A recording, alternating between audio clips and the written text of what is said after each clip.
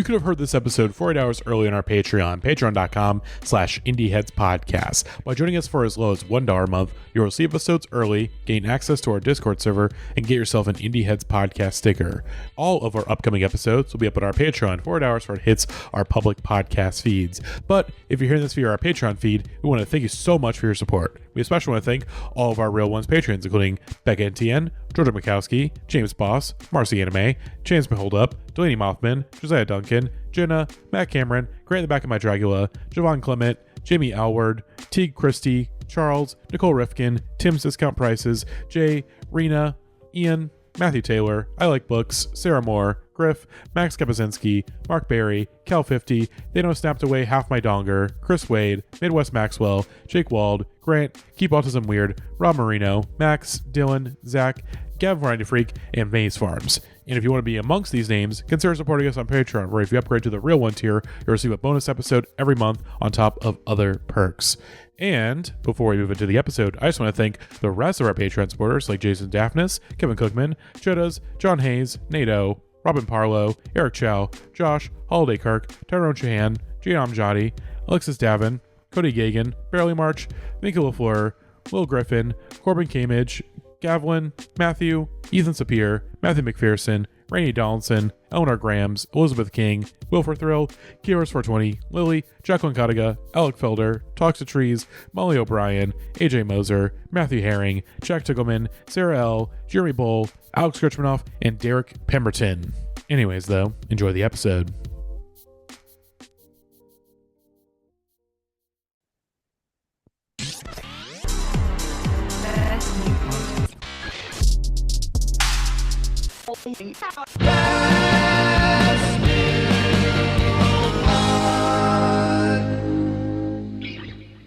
Hello and welcome back to Best New Podcast. I'm Jackie.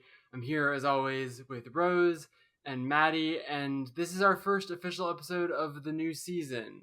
We are doing a podcast on the music of the 2010s through the songs that Pitchfork gave Best New Track. If you're new to the podcast, we're not covering every song. We essentially combed through the archives and made some cuts and selections based on like what we think will be remotely interesting conversations to have. But we also didn't want it to just be the best songs. It's not entirely just only our favorite songs that we want to discuss the most. We want it to be an accurate picture of the thems and who's, to use other podcasts terminology of this universe. And we've got some great guests for this first episode. Joining us on this episode, we have music writer Daniel Bromfield. What up? And we also Actual writer for Pitchfork. Actually has bylines in Pitchfork. And then we have Alex Johnson from Y Dogs Y and Chief Face and other bands. What's up? Welcome. Yes. Of course, I was, I helped gather a lot of the guests for this season, and so many people jumped right into my inbox immediately wanting to be on. Alex and Daniel, very glad that you're on this episode. It is a strange one. I think just to give an overall gleam of the playlist, this is a strange one. It all makes sense, of course. This all makes sense.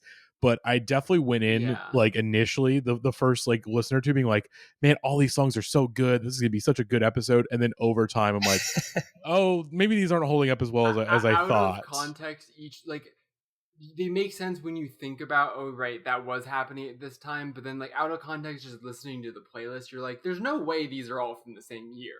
Like that's really the feeling I get, is that like we talked a lot about this being returning the page. It's the 2010s now. We've kind of shaken off but it's actually not the case. It's still much like how when Nirvana happened, there was still a lot of fucking Depeche Mode on the charts. It's like there's a lot of weird hangover stuff still, even this far into the decade, and just like a lot going on that you forget. It's like those historical facts when you're like, you forget that this person was alive while also this thing was happening. It's like you forget that the knife was happening while Unknown Mortal Orchestra was happening, stuff like that.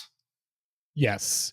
But let's get right into it. The first Best New Track given in 2013 happens to be the first song on this playlist. And our first song is Say That from Toro y Moi, who just received a pan from Pitchfork, a big fat 5.7 for his new album that just came out. And I don't disagree. I do not disagree. From friend of the podcast, Claire Schaefer. Shouts out. Oh, that's right. Yeah. Good review, but good review that I fully agreed with. It's really not a good record. I went into it with an open mind, but I'm like, oh God. Because here's the thing. I was listening to that album. I listened to the advance of that album, and then also was listening to this playlist at the same time. And it was just like, man, how far our boy has fallen. You know, how far he fell. Other thing with Toro y Moi is that he's consistently an artist that is a land of contrast, because he'll make a bad record or a bad song and then come back with like one of the best things he's ever done. So, he'll be back in no time. I think the review gets doing a good job of like, it's not that the new record is like out of his pocket. It's more just that like he was already incorporating influences from like melodic rap into his stuff. It's him jumping all the way over to it genre-wise isn't that exciting, because I kind of already feel like he was in touch with that sort of a thing, and so it's like, why do you have to like make it sound like a Travis Scott song, you know? Mm-hmm. But yeah, no, this is the Toro record for me. Like, I was a little late to the chill wave party because of just being the age that I was, but this was like a huge record for me and like cool people I knew in high school. Like, this was, I think I might have said this the first time we talked about Flying Lotus, but like one of the foundational I'm smoking weed for the first time albums of my life. Like, right up there. I think So Many Details or Rose Quartz would have been the song that like I would have picked if I could go back in time and be Pitchfork, those are the ones that I really like think of with this record, because this is a little different in that it's like kind of upbeat tempo wise, but it is still very much chill wave, and that's the Toro formula. Is like, even when he's jamming, he's like half asleep. Yeah. Again, this is one of my favorite Toro songs, although the record itself, I did re-listen to this record, and I'm it's always funny. I have like a memory lapse with this album. I'm like, oh yeah, Anything Return, like that's a pretty good record. And then like I listen to that first half and I'm like, man, this is so good. Fuck, yeah. It's so top heavy, because then the back half is like so like it's a bunch. It's a whole bunch of mid, including like the worst song on there, which I don't think it's Grown Up Calls. It's the one that sounds like a big time Rush song, and it's like, why the fuck is this on your record, dude? Like, why is this on your record? Like, go sell this to a boy band. Why put it on your record? But I will leave the. Oh, go ahead, Jackie. I was just saying, there are a few artists that are like as consistently good as he is, while also having as many like weird kind of miss moments, depending on who the person judging is, right? Like, I don't think anyone is like every single song and every album he's put out is straight front to back. Like, everyone will be like, asterisk this record that I don't care for as much, or this part of that record or whatever. But like, there are also fans of pretty much every record he's put out, because they're all like pretty solid. Yes. Rose, did you have any thoughts? I do want to open the floor to our guest, of course. This is on the higher end of this episode's playlist. Like, I should just say, like, we're talking like a power board. I don't know where I put everything exactly, but this is like the upper end. This is, songs I can actually tolerate listening to for their full runtime. But I'm just like, this is just fine. This is just... It's a pleasant breeze. It's like the musical equivalent of like putting a lemon in my drink, where I'm just like, ooh, that's nice. There's a little spritz of something there, and then I just kind of forget about it after 2 minutes. I'm just like, cool, we're on to Suit and Tie now. Okay, I gotta save my energy. Okay, that's fair. We're not on our suit and tie shit. We're not on our suit and tie shit. I shouldn't have invoked those words. We're not yet. Daniel, your thoughts on this track? Okay, I do not hear you. Okay, yeah. I do not. You might have to turn up the gain in your microphone or something. Or maybe your Zoom settings. Or yeah, check your Zoom settings. In the meantime, there we go. Now. Oh, there we go. Yeah, now we hear you. Okay. Am I super gainy? A little bit. It's a little clipping, but I think it's overall coming. At least it's coming through. Yeah. All right, we had a little bit of a technical hiccup there. We're going to leave the floor, open the floor to our guest. Daniel, your thoughts on Say That by Toro y Moi. Okay, so yeah, so I'm from the Bay Area, where Chaz moved, I think, around the time of this album, and I mean, people there like talk about him like people in like Minneapolis, I would imagine, talk about Prince. Like, I've never met the guy, but like, lots of people, talk about seeing like, I've had a couple friends who actually see him driving the jeepney around, like the one on the cover of Mahal. It's like actually like his ride. So like shout out to Chaz, a local legend. I just kind of wanted to elaborate a little bit on something Jackie said about like, he has all these kind of weird one-offs and side projects. And it's like, I think one of the things that's really cool about him is he's not like a masterpiece guy. Like, I remember like I'm the right age for this shit. Like I'm 30. So I was like smoking weed to this stuff, like, during the time when Chillwave was like, I kind of missed like the summer of Chillwave, but like it was still popping off in like 2010 and 2011 when I was like a baby stoner. So, I was the right age for the stuff. And I remember like even Underneath the Pine, it was like, this is, it's good, but I think after Causers of this, people kind of thought he was going to, make some big Brian Wilson extravaganza, which, that's not really what he's into, and I respect him for that. Like, the new album's kind of whatever, but like, I think there's a good chance he'll bounce back. And like, when I heard that album for the first time, I was in Say That, I was like, this rocks, this is very consistent. It's not like blowing my mind, but this will like stay with me. And like, I don't listen to it very often, but like there is like a place in my mind where Say That has like a very like indelible presence. And I just love the kind of like deep noises, like the vocal samples in the second half. They kind of remind me of like a hippo or some kind of animal. Like those are really cool. Yeah, I think some of that, like literally, I was listening to the song today, and there was multiple points where I had to like take off my headphones because I thought I heard something in the background. But like, oh no, it's just the song. Like, there's not someone like sneaking up behind me. That's just like really good, effective. Well, I won't say good sound design because it freaked me the fuck out. And this is supposed to be chill wave. But yeah, that's the thing. Like all of his like various genre pivots and stylistic changes over the years. Like even in this like most recent like SoundCloud rap pivot, I never think it's cynical. Like this is definitely not a cynical movie. He just wanted to kind of make a fun little kind of hip hop pop punk record inspired by his youth, and just didn't work out artistically or just creatively for me, but like definitely not cynical in any shape or form. What you said about him not being a masterpiece person, it's like there's an alternate universe where after the first two records he like takes like several years off and makes like one really really great record, but instead he's like, I'm gonna make 5 records that are all like pretty good but allow me to like fully explore different creative muses and have a career where I touch lots of different things, and all of it's going to be solid enough that it's hard to really complain about it. And like that's a career to aspire to, I think. Yeah, there's like listens, the mixtapes. There's like his house side project, Yeah, there's a lot of stuff. Rocks.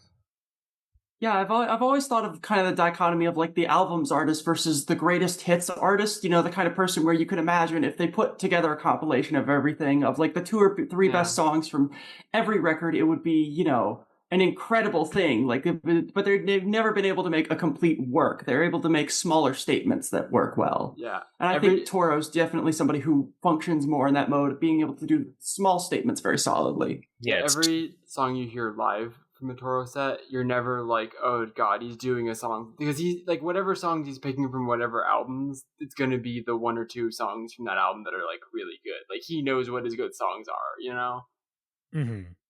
Alex, your thoughts on Say That?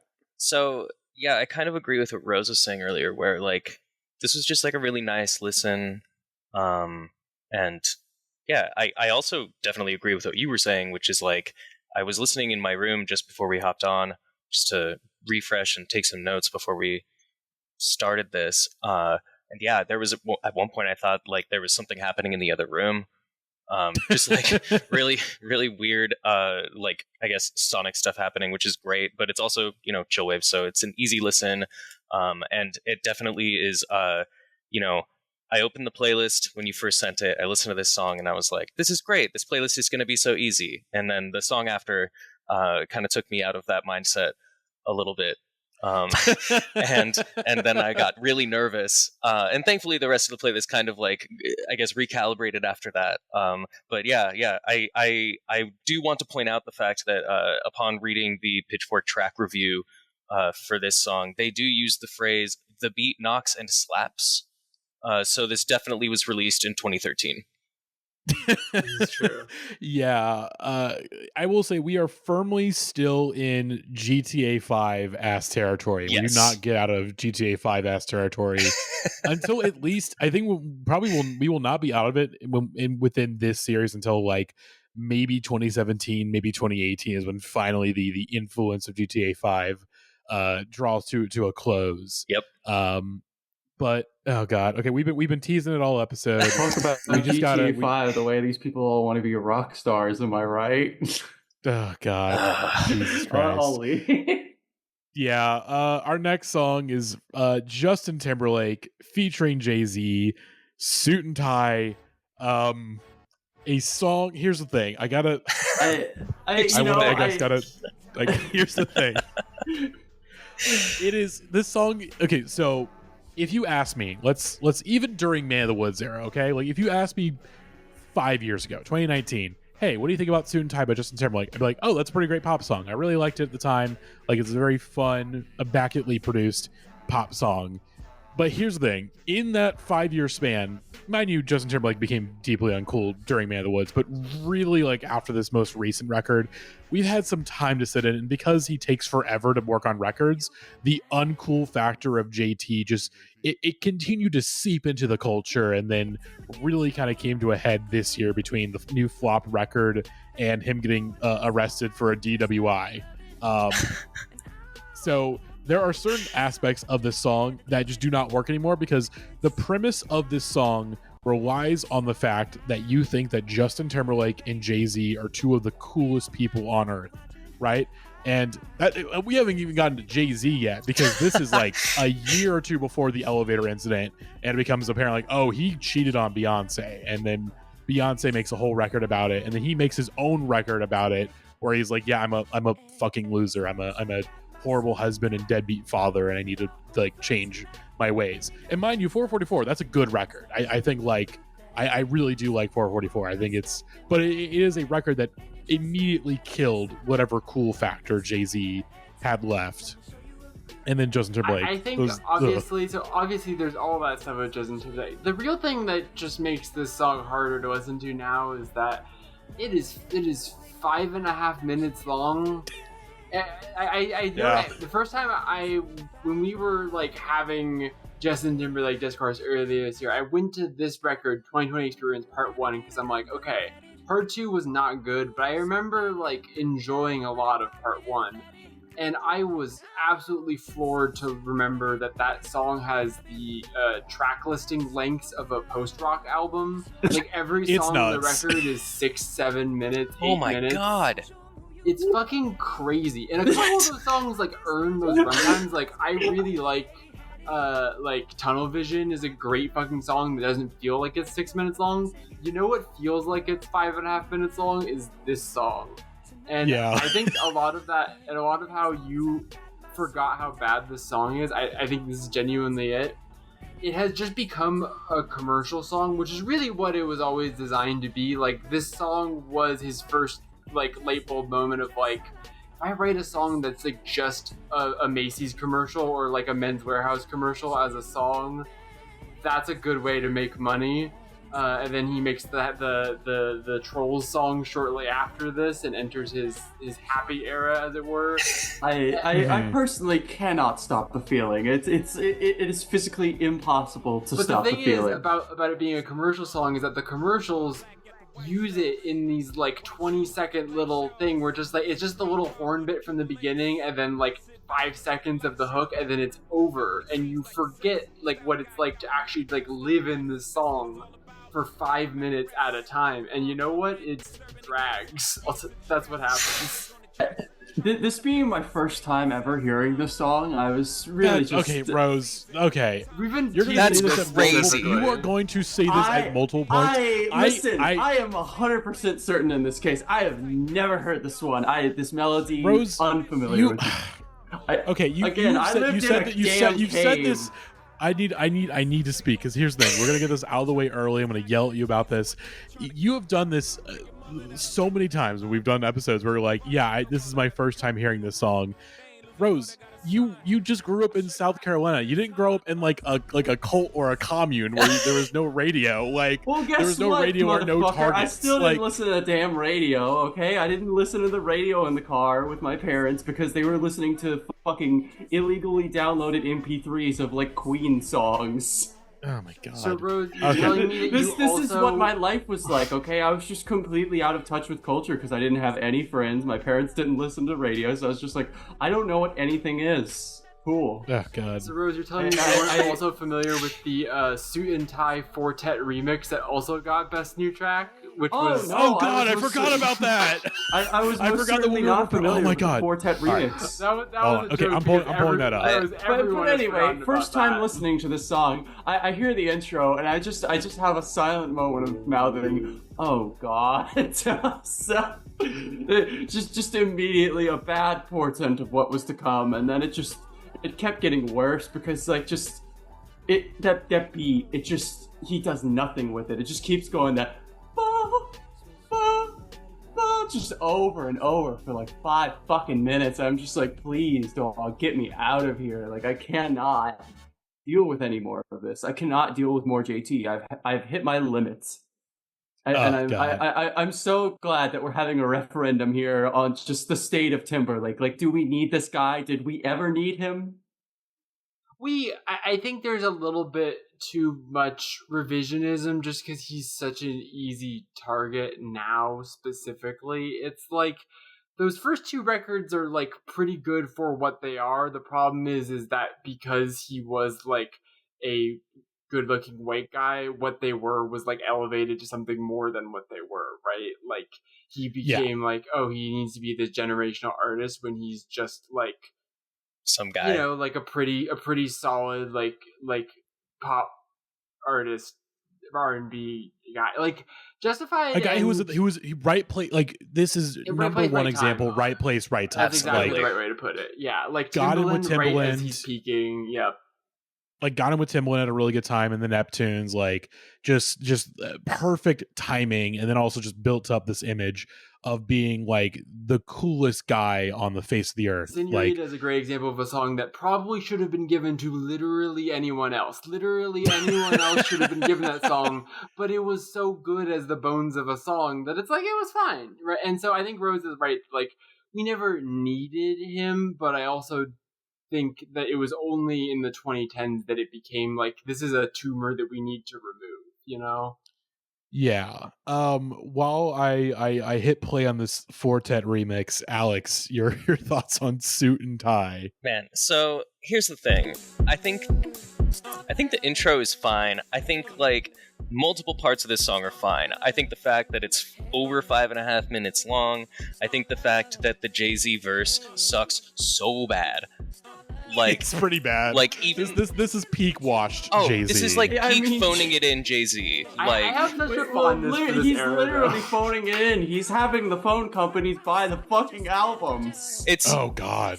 So the thing is, like, even the Pitchfork review, which I read all of them for all of these like earlier today because I was gonna brush up on my knowledge a little bit, and like honestly, even that review, while like lauding this song, took it like a sentence to be like, the Jay-Z verse is uninspired. And I'm like, yeah, it sucks. That being said, it's like, this song is bad, and it lasts way too long, and I think the only Suit and Tie that I have room for in my life is the Dare. Oh, God. Jesus Christ.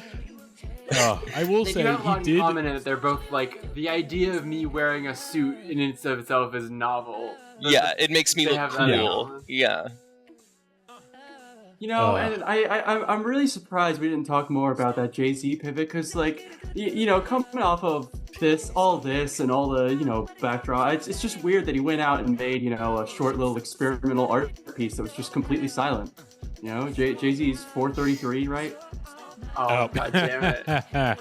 God damn it. I love this era. I mean, like, it's bad, don't get me wrong, but like I think I'm just like the exact right age to which like Jay-Z was. I like really appreciate. No, listen, this era of Jay-Z. Jay-Z is bad. We can be honest about that. I'm not saying it's not bad. I'm just saying that like I have such a fondness for the way he was phoning it in the MonsterVerse era. Listen. Sasquatch, Godzilla, King Kong, Loch Ness. Who can forget? Who can forget? Like I love Magna Carta Holy Grail, even though that album sucks. Like that album is so bad, but it's bad in a way that I find like mildly amusing, in the way that I like used to find Kanye's really bad slant rhymes like amusing. Like it's kind of funny to hear Jay-Z like not even try to write a good version of this song, but just charisma sell it, you know?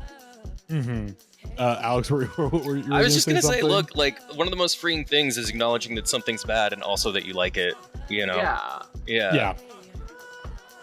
This is insane. This is insane. Yeah, what is happening right now? Randomly churning out like a really bad pop edit, like This it's is an awful. inexplicable amount of festival. Like this is very similar to his Taylor Swift Love Story edit that he played with Fred again and Skrillex in Madison Square Garden. God.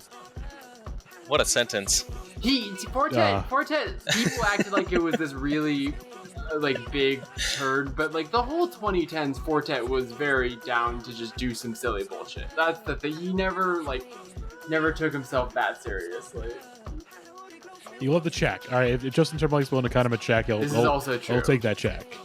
Daniel, your thoughts on Suit and Tie? Okay, so all right, so two really major things about JT. One, I think he is easily the most interesting white male pop star of the last 25 years. I mean, who's his competition?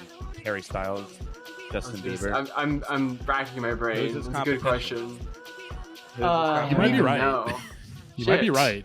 And I don't think it has anything to do with him. I think he's this ambitious pipsqueak whose ambition coincided with that of Timbaland, one of the greatest, most inventive, most creative, most ambitious, most just head-spinning, prog excessive, just all the shit that I like, producer ever.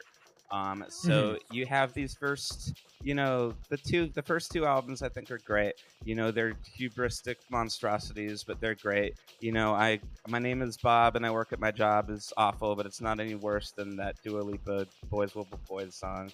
And then, you know, you get some failures, some spectacular failures, but you know, isn't that what people are always saying that they want? You know, these like big reaches, and like it doesn't matter if they land or not, but you know, so long as they get there, you know, like he's making megalopolises, you know, he's making fucking cloud atlases, and you know, he's adrift. He's totally adrift in this shit. You know, he's hopelessly uncool. But like, here's a guy who thinks he's the greatest, and here's like some ambitious ass producers who are like, okay, we can just build some crazy castles for this dude to walk through. You know, I don't think Suit and Tie is like the best. Here's my problem with Suit and Tie is that right after, you know, the bro step thing, right after dubstep drops, everyone thought it was so sick if you had like a part in a song that was like half time, like half speed.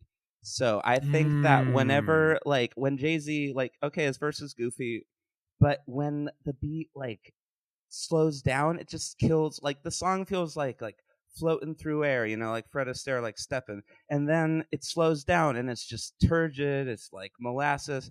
And there was so much of the shit in the 2010s. Yeah, these songs like Pillow Talk by Zayn, like that Britney song. Oh, that's like God. Make Me Ooh. You know, you have all these slow, just turgid songs. And like it fucked up drumming. You know, when I was in DIY, you know, playing with drummers, all of a sudden everyone thought it was like so sick to play halftime.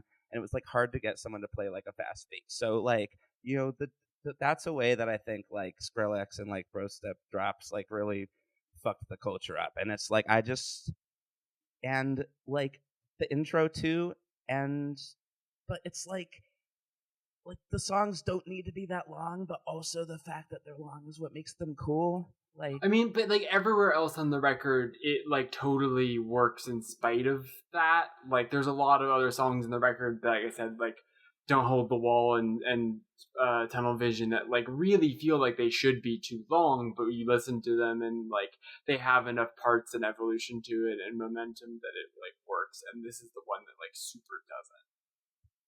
yeah, like you could definitely have like Mirrors is take 8 minutes long. The non-radio edit of Mirrors is a full 8 minutes long. That's fucking insane. I think it needs it. I love it. It reminds me of like some shit off of like Dangerous, like Will You Be There? The Free Willy song. Like it's excessive. I love it.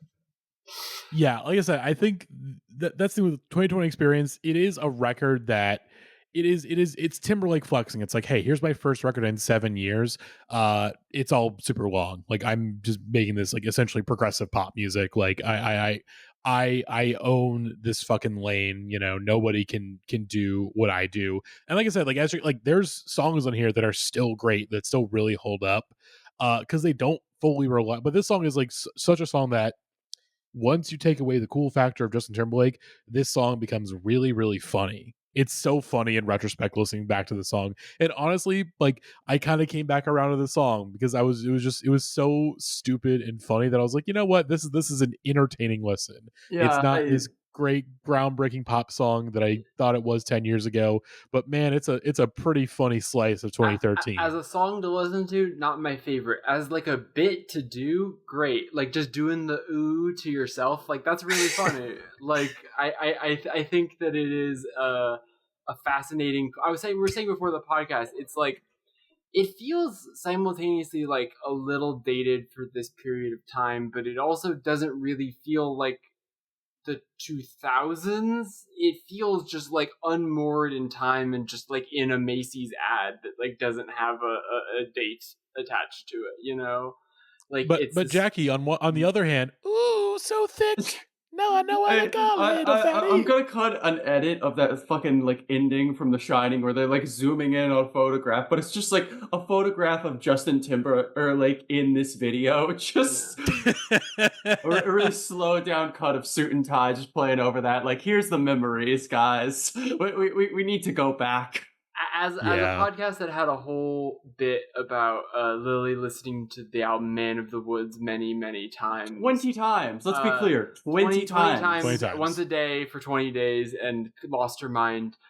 We used to just do stuff like that all the time. But that wasn't even for our podcast. That was for one that she guested that's right. on. I forgot about that. Jesus Christ. But nowadays, that's something we would do. I think is something we would do. But that album, like you saying Megalopolis, like I agree that I'm in favor of train wrecks. I think the new record is like the non-fun kind of train wreck, it's like a train wreck. Like, that's the first one that I was like, okay, I just unconditionally do not fuck with it, because the last two were hubristic monstrosities, and I was it still is that, but it wants haters you gonna say it's fake. He kept the telling last us. record wanted you to like him, but it was fully on another planet of what would win people over. Whereas now he like understands what he thinks that like, oh, people need to take me seriously. People need to see that I've like atoned for my actions and that I've learned from my mistakes. And that's not what anyone wants. It's like,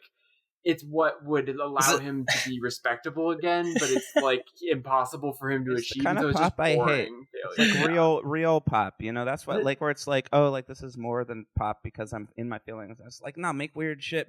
I want to hear like somebody beatboxing with some Gregorian chant while you squeak about your girlfriend cheating on. Like, I don't want to know about you, Justin. Well, yeah, that's like this is like the thing that we've run into on discussion a lot. I feel like is like every time we start talking about pop music after like 2017, we run into the post Blonde problem where everyone's like, I have to make my serious work. I have to let everyone know that I'm like a feelings artist, that I am a human being. And it's like, no, I want you to be unrelatable freaks. Make art, make your Lady Gaga art pop, please. It's neither nor, right? Like a lot of this record isn't even what he sold it as in like the Apple Zane Lowe interviews. Like there's a song of this record called My Favorite Drug that's just like, are you trying to get high? You're my favorite drug tonight. Woo! Like he's always been like like we were saying earlier, like a salesman, someone who's really ambitious and in the right place at the right time. But like he used to have a good barometer for it, and the thing that breaks his brain is the 1-2 combo of like this hit and then followed by the Trolls song. The Trolls song is really what breaks his brain in terms of like losing the barometer of what things he can take checks for and still be perceived as cool. And then that coincided with like the public image of him just fully collapsing. And I mean, that's why he started being beige, you know? I mean, that's the thing he was not, you know, before. Yeah, you can say a lot of things about Man of the Woods, but it is not boring. I mean, it is boring, but it's fascinating. I'm going to just go out on a limb here and say that I kind of feel the same way I do about Justin Timberlake with pop music that I do with like Ryan Reynolds and comedy movies. Where it's like he's just kind of a guy that people like and think is cool, and he does one thing, you know. And but Ryan Reynolds hasn't quite hit society would have to invent him. He hasn't hit the place of reckoning where JT is, but he has in my brain. No, 100%. Yeah, and so I think that's kind of where I'm drawing like the correlation there. And it's a similar thing where it's like you don't not have talent. Like you could have talent if you weren't the person that you are. Yeah. Well, and it's like Ryan Reynolds isn't unfunny, but he's not like a comedian. Exactly. He's like a guy who knows how to pretend to be funny, I guess. And that's kind of how I feel about the current state of JT making music. Mm-hmm. God. We gotta move on, but we gotta move on. We're about to get way too deep. Suit and tie, Justin Timberlake, Jay-Z. What a token of 2013. But moving on to our next track from Unknown Mortal Orchestra, So Good at Being in Trouble. Here's the thing.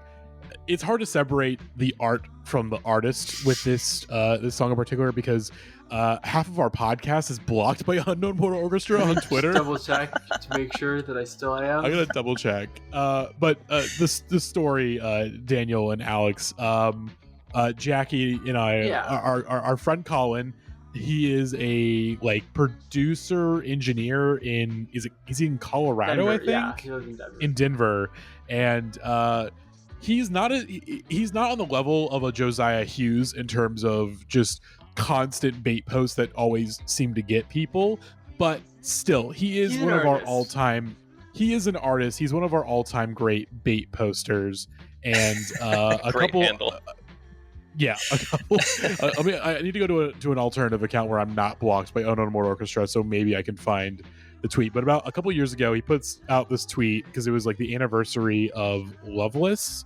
Let me search for it really quick.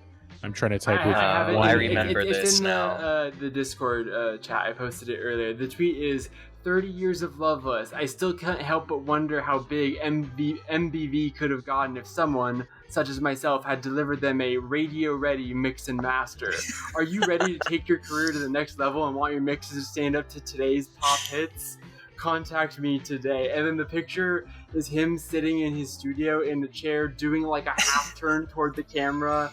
And his it hands, is the smuggest fucking photo he's in, like, you've ever seen in your life. It's so the picture is really what sells it. But of course, as is the case with Twitter, more and more these days, but even at a couple years ago, people are incapable of recognizing a very obvious joke.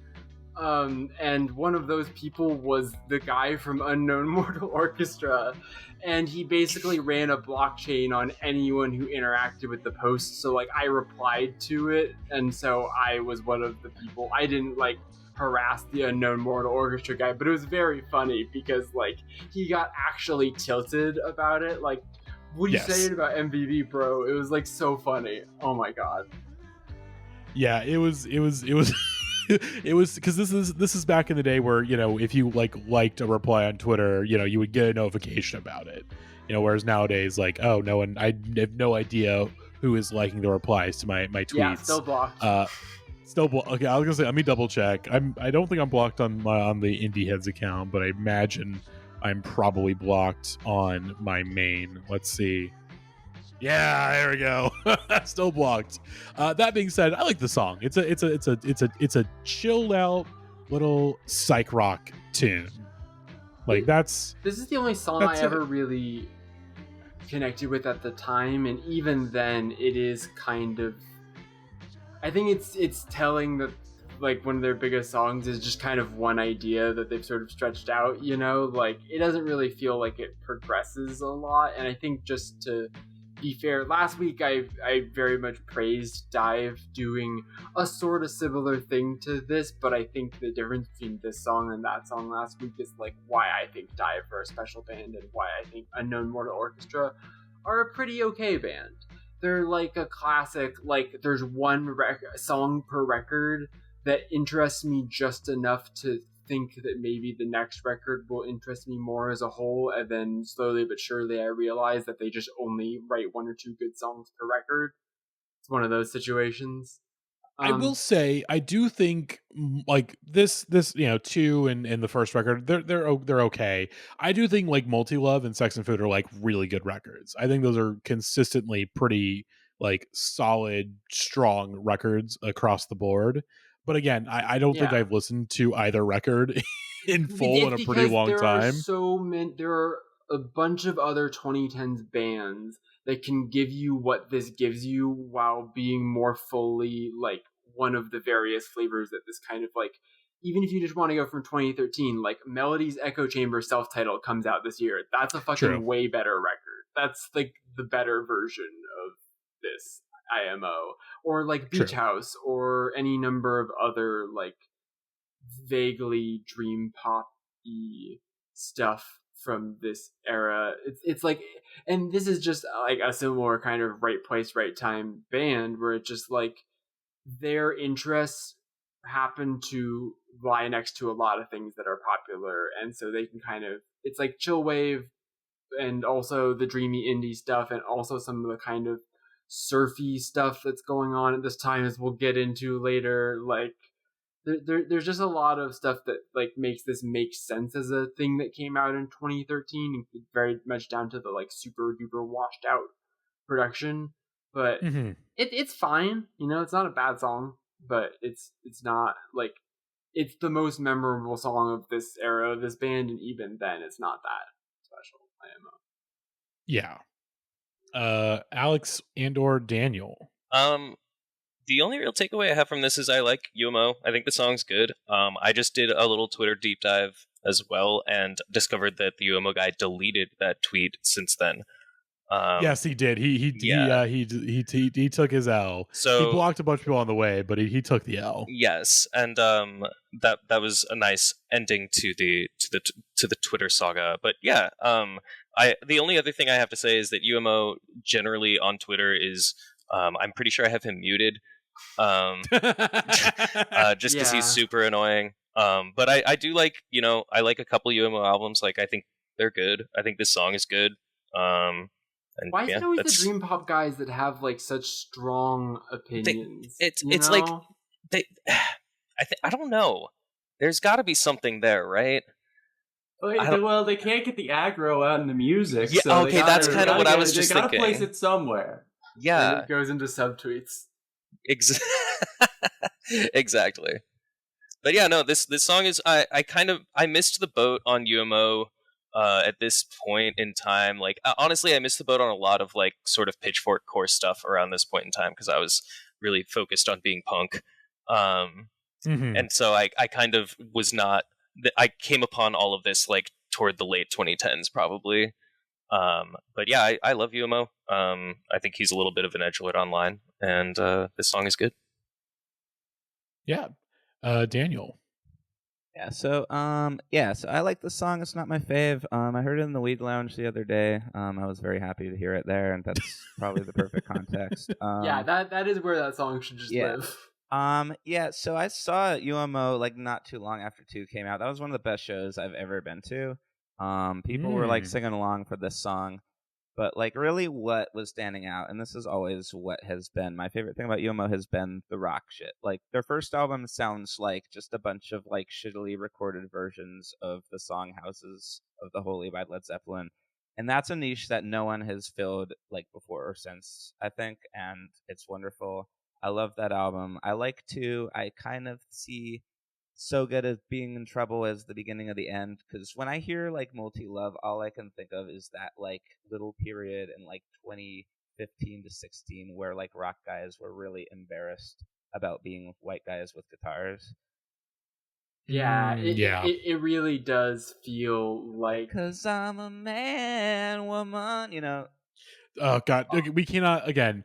We will be getting into currents and You multi-love invoked the later in the series. I knew that would come up for sure. Yeah, it's this very you either have to be like leaning against the current Japan Droid style or trying to make R&B if you're a white guy with a guitar in this era. Or at oh my least God, all something- those R&B, or at least something the like little Frank Ocean, haircuts, Steve the Lacy-ish, something like the shaved sides. sway.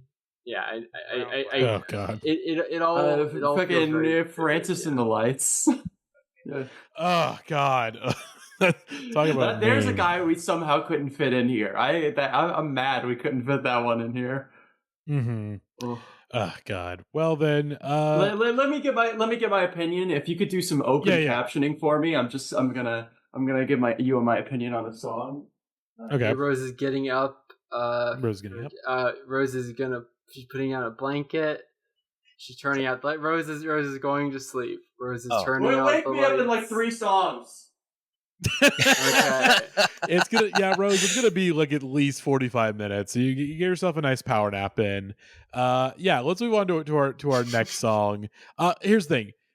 I get it for two of these. The disrespectful this next song. Full of Fire, The Knife.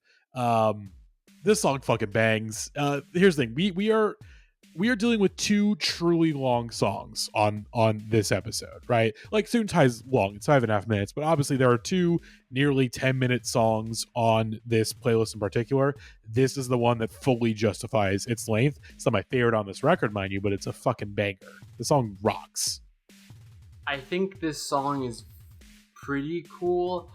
This has been a good opportunity for me to address something in myself, which is that despite the everything about me, I'm not really the knife person. I've been trying to figure out how to put it into words, and I think the best way I can put it is, when like those like pop stan accounts post that one Bjork song and they're like, what the fuck is this? I can't believe people like this. That's kind of me with the knife, even though I love Bjork and I'm like on the opposite side of that, where it's like I should be the one to be the huge freak for the knife. And I like a lot of stuff that's like sort of like this, but I've tried with the Fever Ray records especially. I like this more. I like the knife more than I like Fever Ray, but like I've really tried with those Fever Ray solo records, like just wanting to like them so bad, and I only can respect them in a very Animal Collective-y way. It's like when something is like so doing its own thing and it's doing something that seems like it should be what you like, but there's just something about it that's a little off, that's like harder for your brain to take than something that's like mediocre but just like whatever, like something that's like pretty close to being exactly your kind of thing, but then it just kind of loses you. That's how I felt about this song, where like stretches of it I was really into it, and stretches of it I was sort of like, okay. I think it's also just not helped by this playlist. Like, I think in context of the record I could get into it a lot more, is the other thing that kind of hurt me on this one. But it's cool. But here's the record itself, is the all record of itself that. is, I know. it's a fucking long record. It's a really long record, and like I don't mind a long record. I mean, obviously, last week on the show doing my should have beens, we talked about Scott Walker, and he's made some pretty long records in his late period. Even then, like I really tried to get into this record like a few years after, because this is the period where I'm like still like worshiping Fantano and getting into early Pitchfork and stuff. And I think there's some great stuff on this record, especially in the back half. Like Stay Out Here is like one of my favorite songs of just the 2010s in general. And I do really love this song, but the entire record is like, I want to say it was either Lily or Natalie in our chat. I can't remember who someone posted about The Knife this week, and that they're both the Dreyers. I don't know. Dryer. Thank you, Rose. Go back to bed, Rose. where they both fundamentally understand pop music on a level that most people do not, but they use those powers for evil. They're like, no, we're not going to give you the sweet pop song. We're gonna twist and distort this to our best ability. And sometimes in the case of this song, it really works out. I like how fucked up the song is, but it doesn't always work out, because then you get stuff like this, and then on the same record you have Old Dreams Waiting to Be Realized, which is just like brutally long, 19 minutes. That's just, and it's a song that goes nowhere. It's brutal. But Alex and Daniel, actually, I want to hear your thoughts on this track, Daniel. I have a feeling that you're a fan of this band. Yeah, so The Knife is cool. They're not like my favorite. Honestly, the first CHVRCHES album is like the thing from the Dryad camp that I go back to the most. I love lengthy drum machine workouts. I get this beat stays in my head like a lot. I do that like on a lot of my productions, actually. Like, I just love the repeated, the tom that's just going nuts. Yeah. Like, if you like this, check out like 1999 by Prince, like the latter 3 sides. Like, if honestly, like this is a great extended drum machine workout, but it's no Automatic or Let's Pretend We're Married. Honestly, I kind of would rather and fucking Prince has the LM1 clap, which is one of the greatest sounds on the planet, and I don't think this record has the LM1 clap. And guys, that, I think fuzzy Rose is thing's pretty sleep-talking. nice. Like, it sounds fuzzy. It's like they're whacking like a cotton ball. Like, that's pretty sick. Yeah, it's still a good sound. It's just it's no, it's like the hand of God is what that sounds like on 1999. Like I just wish I was listening to Prince right now. Yeah, that is truly. kind of unlocking for me what it is. It's similar. We've a lot of this podcast has been me unpacking why I don't like Animal Collective for some reason, because it's been a fact. But like the thing I said last episode is, it's like I either want them to be an abstract noise band or do Beach Boysy stuff. Like the way those two sides of the thing are coming together, it should be two tastes that go well together. But for whatever reason, it's not mixing. And it's like I either want this to be Prince or to be like industrial techno. Like I love Animal Collective, but I feel you. Yeah, like it's not that I don't want these two things to touch each other. It's that I think they should go well together in concept, but when I'm listening to them, I usually end up wanting to just want one or the other things just as it is. Like you're saying, like I'd either want to just throw on Prince, or I'd rather want to throw something that's like even more abrasive and not even fainting toward a kind of pop structure. I don't know. It's not bad. I fuck with it. I just think, it's a long playlist, and out of context is never really exactly the best way to listen to something. It's not playlist music, Yeah, I mean, even on this same record, I think Tooth for an Eye got Best New Track, and I think that's a better track in my opinion. But I think this one makes sense to be the one to talk about. It's much more it within the actual full record itself. This one is more representative of what the full record actually is. The best and worst of it. I will say, even though I did not love the new CHVRCHES episode, the CHVRCHES album, I do love the part where she goes tar mode. That's really great. And I also just think that in general, like, I think back to that thing you said, Matty, I think on this podcast a long time ago about the National and how you're just like, I haven't drank enough alcohol to fully lock into this.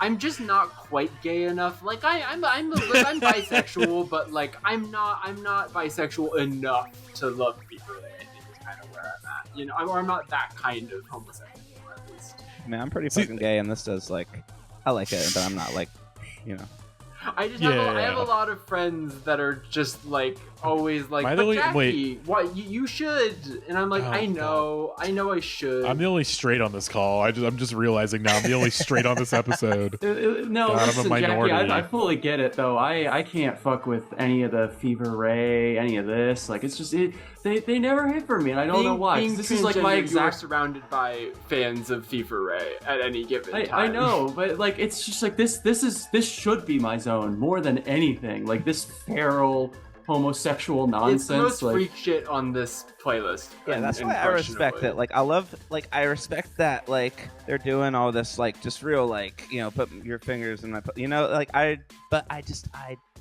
not attracted to Karen Dreier, and so I don't want them dripping yellow goblin juice on me. I'm sorry.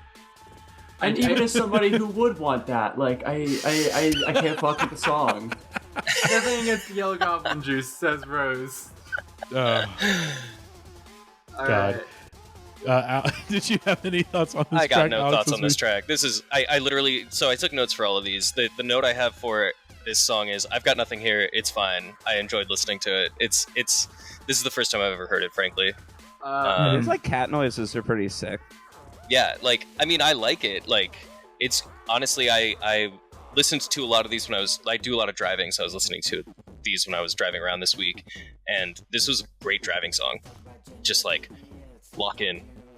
Yeah, there are a lot of cool parts of it, and like I feel like if I was in like a club with multiple rooms, like I would enjoy walking into this room for a while and then leaving and then maybe coming back at a different part, you know? Like I like different moments of it, but as like a full 9-minute sort of experience, it doesn't really feel like it has like this a payoff. I feel like this is a song I would love to hear at a house party when the sound system is in the room next to me. Yeah, those and I'm like hanging like out in another room and like playing a board game or something.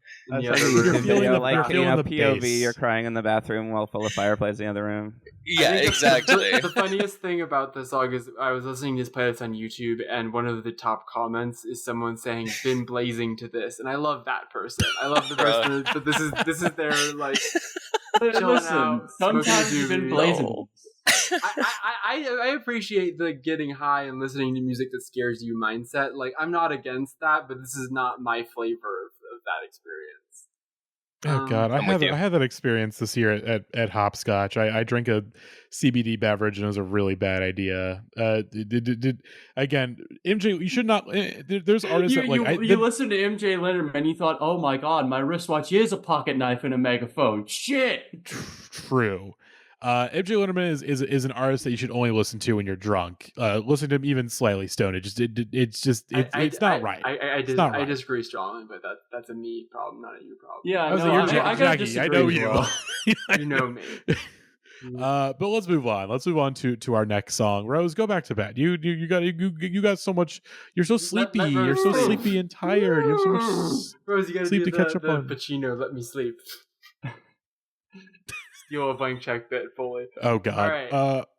Let's move on. Our next song for this band, comeback of the century, My Bloody Valentine, Only Tomorrow, from their long-awaited follow-up to Loveless, MBV. Here's the thing. I don't have too many thoughts on the song because MBV is a band that I just never like have fully made the dive into. Because initially it was not up until like 2 years ago where shoegaze like clicked for me. I was like, oh, I get shoegaze now, because for the longest time I was like, I don't get shoegaze, I don't like it, like just it isn't clicking for me. And then I heard Halsey do a shoegaze song on her album, and then I got into Tagabo, and like everything just clicked. Like the older stuff even started really clicking with me a lot more too. So I need to go back to this record in particular, but like it's good. It's nice and loud, and just again you feel the warm crush of guitars, and it's kind of nice. But I will let the more experts than me take the floor. So good. Oh yeah, okay. I'm gonna jump in even before the experts as well, just because like I should say like I am far more experienced than I was, say, 2 years ago, where I was just like, I don't fuck with shoegaze at all, dude. I fucking hate this stuff. Like, about a year ago, I gave myself the most intensive crash course imaginable on the genre, and then I realized, oh, my problem isn't that I hate shoegaze. It's just that I hate, like, most of the big, like, pillar bands that everyone kind of upholds. Like, I don't fuck with My Bloody Valentine at all.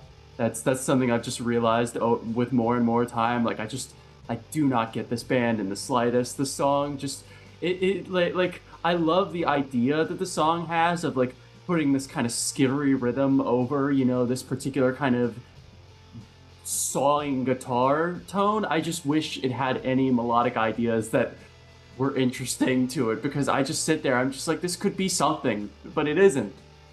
I don't know what to do with myself. So I love this song and this album, even though generally I am pretty on the same page as you, as someone that has been into shoegaze for some time now, but was never really. I was less so like I don't really like most of the canonical band person, is more so that like I was just very clearly a slow dive person from day one. Like that's just like the style of shoegaze that resonated. So for a while, and still now to this day, my sort of annoying contrarian opinion is liking this more than Loveless, this album, because like to me this is a lot more the kind of shoegaze that I like. And even though I totally do get the appeal of My Bloody Valentine, and that there are a lot of bands that I like that, like, not even in just a like, oh, they're important influences way, but like the specific ideas that MBV have been mutated by other bands into forms that I really fuck with. And it's kind of like going back to an old movie where it's like, okay, I understand that like it would have been more mind-blowing to hear this without having heard all this other shit, but there's only a couple of songs on Loveless where like it's really When You Sleep is the one that like unlocked them for me as a band, because that does have like a real pop hookiness to it buried underneath all the distortion. And like I think there's a lot of stuff they do that's cool, but this is much more my speed, and this record I really do enjoy. I think this song reminds me a lot of like Bowery Electric and some of the like more trip hop adjacent side of like the 90s shoegaze stuff, but then charging it up with like a My Bloody Valentine amount of distortion to it, you know, like it's got that kind of like more nocturnal sound and a little prettier, but still fucked up and loud. And yeah, I really, really like this song. I think it's great. Any thoughts, Daniel or Marcus? Alex? Yeah, I got it. So I see what you mean about like more trip hop side. I wish it was like more of that. I mean, the songs that I really, really like on MVV are Is This and Yes and Wonder 2, like the freak shit. Like I really like just the weird sound art stuff. And like when I hear this, I almost feel like I am like just listening to a shoegaze track. Like the way it loops is like very interesting, but it's like in my head when I picture like a shoegaze song, I just kind of hear like the beginning of this song. Like yeah, this is not my favorite on this album, like at all, but I do like MVV very much. Like this just does not do very much for me. Yeah, there's definitely better stuff on the record. I think it is a little. It's the longest song on the record, which is funny. Like it seems this weird. is another like... thing about this playlist. Wait, really? Things. Yeah, no. Like the rest, there's another song that's like 10 seconds shorter, and there's a couple that are like 5 minutes. But this record is only 46 minutes, 9 songs. It's pretty short. That's surprising. I do own this one on CD. Opener, She Found Now. I think that's an incredible song. Wonder 2, the closer is good. I think this record is very solid. In general, it's not that I don't like the noisier side of the shoegaze continuum. Like, I do like the prettier slow dive stuff a lot, but like, I like more what other people have done with the tools that MVB have provided than what they did themselves with them, you know? Oh yeah, also just like to clear things up, I'm like not a shoegaze guy at all. Makes sense. Like I said, I think for me, even then, like I'm still pretty like, even if it's clicked for me, I'm still very particular about it. Like I think a lot of the bands that are very much trying to like, I think like so much of the up until this recent American wave of shoegaze, like I would actually generally agree with Rose. If I'm misspeaking, please tell me I'm wrong.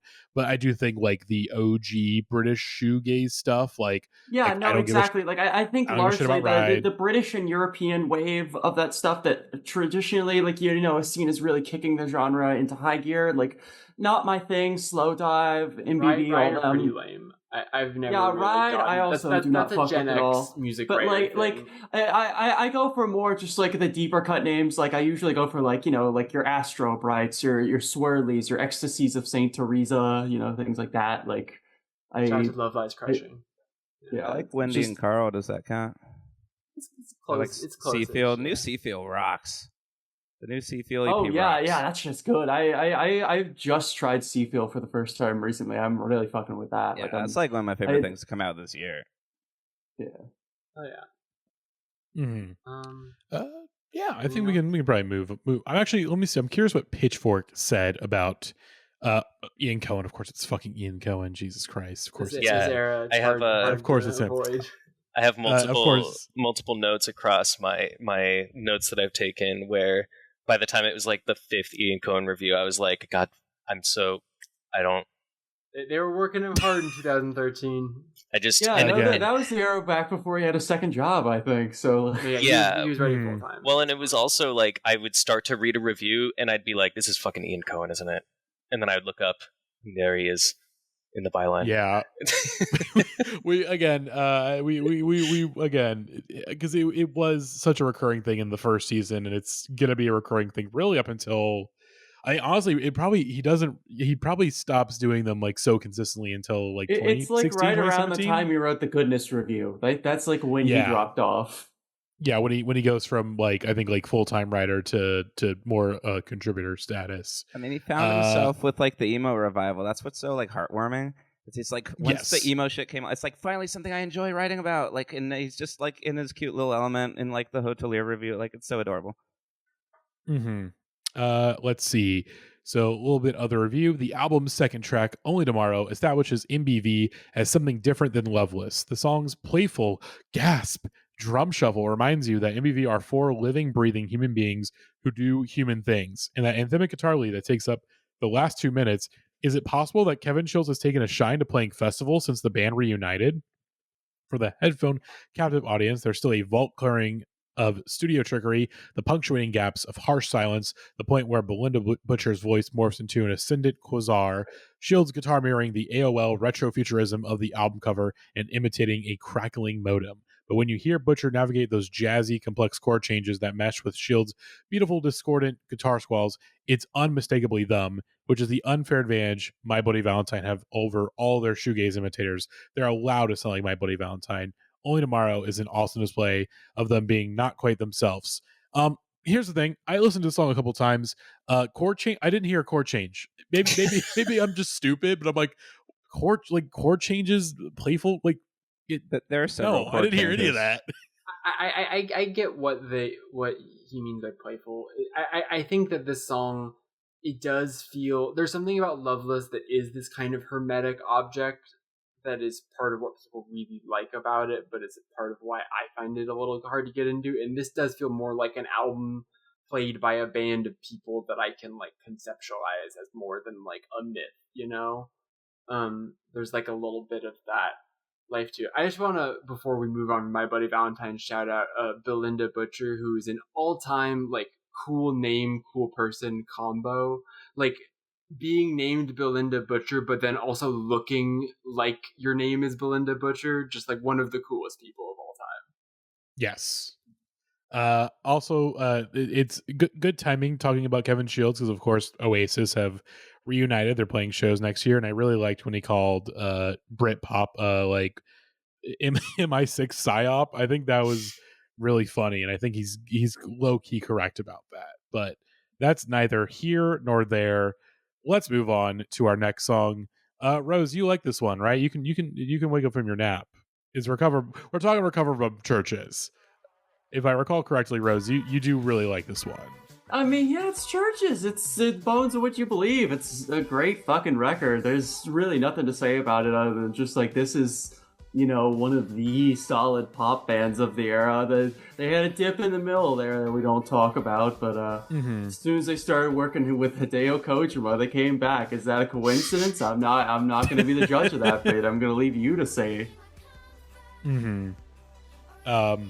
Yeah, I like this one. It's not my favorite off this record, but it's a good solid song, and it's a nice little like after, you know, like Full Fire and Only Tomorrow, which are just like so overwhelming in what they are. It's just like it's nice to have a good solid little synth pop song, right? Like it's you had your vegetables, now here's your candy, you know.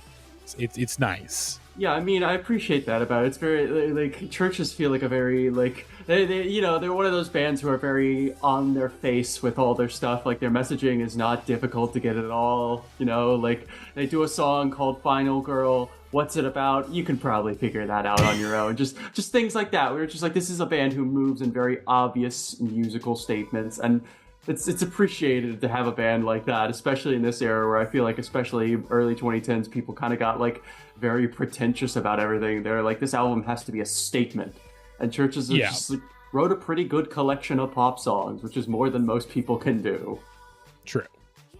But yeah, again, I'm opening the floor. Who is going to the Church of Churches? I'm gonna quickly say I like Churches. I'm pretty pro them in general. I think that this sort of suffered from two things, which is this is a thing that hasn't aged badly, but there's just so much stuff that has existed in the time since that sounds vaguely like it in worse ways. And like 80s synth pop as a sound, it's like you can't really hold past Churches accountable for that. But then also, like, when I was listening to this, I did a quick side-by-side with a couple songs from their new record, and it really did highlight to me that, like, that new record was a real step up in quality, not just from the previous less good record, but, like, in general. I think that's just, like, the best record that they've done, the Scream Violence record. No, absolutely it is. And it's, like, the production, there's just a little more, like, oomph and vitality, and, like, and this is a very colorful production, but it just feels very clean in a way that I can't help but just think of, like, being in malls in the last decade of my life. You know, like, it just has a very, like... I will say there is a song on here that I think is more accurate to that to me, but I will hold my tongue until we get there. Like this makes me think of the era of, like, the Clean Bandit song "Rather Be" comes out a year after this, right? That's not even a song I dislike. I'm just saying that, like, over time it stacks up, and eventually the returns diminish. And this is sometimes you hear something and you're like, oh yeah, that's right. Like, that's why we were doing this when you hear the original thing. And sometimes you hear the original thing and you're like, I'm just not as excited by this as I used to be now that there's so much of it, you know? Yeah. Daniel and or Alex, floor is open. So this does nothing for me at all. This genre does nothing for me. Indie pop does nothing for me. This just sounds like there's a synth and there's someone singing.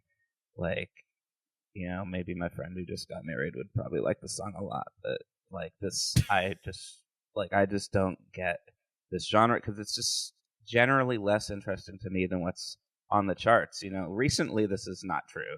Recently, I feel like there's more of a place for this stuff, but it's like, I just do not get why someone would want to listen to, like, Two Door Cinema Club when there's Nelly Furtado. And to me, this is Two Door Cinema Club. I'm sorry, this does nothing for me. Fair. I totally get that. There's something about the mids hitting that I think... I no longer like Two Door Cinema Club, but there were a couple of songs when I was a child and didn't know better that were enough of bops, and this is kind of that same sort of thing where I agree with you for the most part that it's like, if you're gonna like pop music, I feel this way all the time. People are like, well, you don't like pop music. It's like, no, I just don't like bad pop music. Like, but I hear you. Like, I do hear this specifically and think, like, okay, if I really want to do early 2010s synth pop nostalgia listening, like, I'm gonna listen to Purity Ring, right? Like, if I want to really go back, I think that gives you a more, like, pleasure. Whereas this feels simultaneously kind of dated, but also in a, like, why do I need to go back to this sort of way? Mm-hmm. Yeah, I think this is just, like, really the epitome of 2013 H&M core. Like, it does nothing, it goes nowhere, it's fine. Like, as background noise, it doesn't bother me, I guess. But it's like, I've never gone out of my way to ever listen to it. But that being said, like, it's not it's not offensive to me. It just doesn't do anything. I think that's kind of what Daniel was saying. Is it's just like, it just doesn't really do anything for me. I'm not interested. I just don't understand why I would ever want to. Like, it's not bad. I just would. Why would I ever want to listen to something like this? I'm sorry. Yeah, that's where I'm at too. Yeah. Fair enough. Again, I have no strong thoughts, because here's the thing. I already know that Rose and I disagree about our next song, and I'm again, the bleeps are going to be flying out. I'm going to say that much. I'm going to be bleeping a lot of probably what I say if Rose provokes me the wrong way. This is one of my favorite songs. It's James Blake, Retrograde. This record really, like, game changer for me when it came out. This song, fucking incredible. I love the song so much. Matty, Still one of my no. favorite. No. What do you mean, man? What do you mean, Matty? No. No. Here's the thing. What do you mean, no? This Go is ahead, a great song. Go ahead. This is a great song, because I feel like, again, I really love James. This was like when I was getting into, like, quote unquote indie music. This is one of my first, like, forays into it, and yeah, like, game changer for me. Where I think this James was a very solid, like, midpoint between sort of the, like, more hip hop stuff, like, especially, you know, the Odd Future, especially more like the Flying Lotus, like, associated stuff, like Captain Murphy. This was like a solid midpoint between, like, the more electronic-y stuff that I was into at the time, and then, like, the later indie stuff I was going to be getting into, like, in the next year or so. And really, what is really special about, I would say, the first 3 James Blake records is kind of watching him over time really create, in my opinion at least, this perfect mesh between his sort of, like, dubstep electronic music producer and his further developing singer-songwriter mode.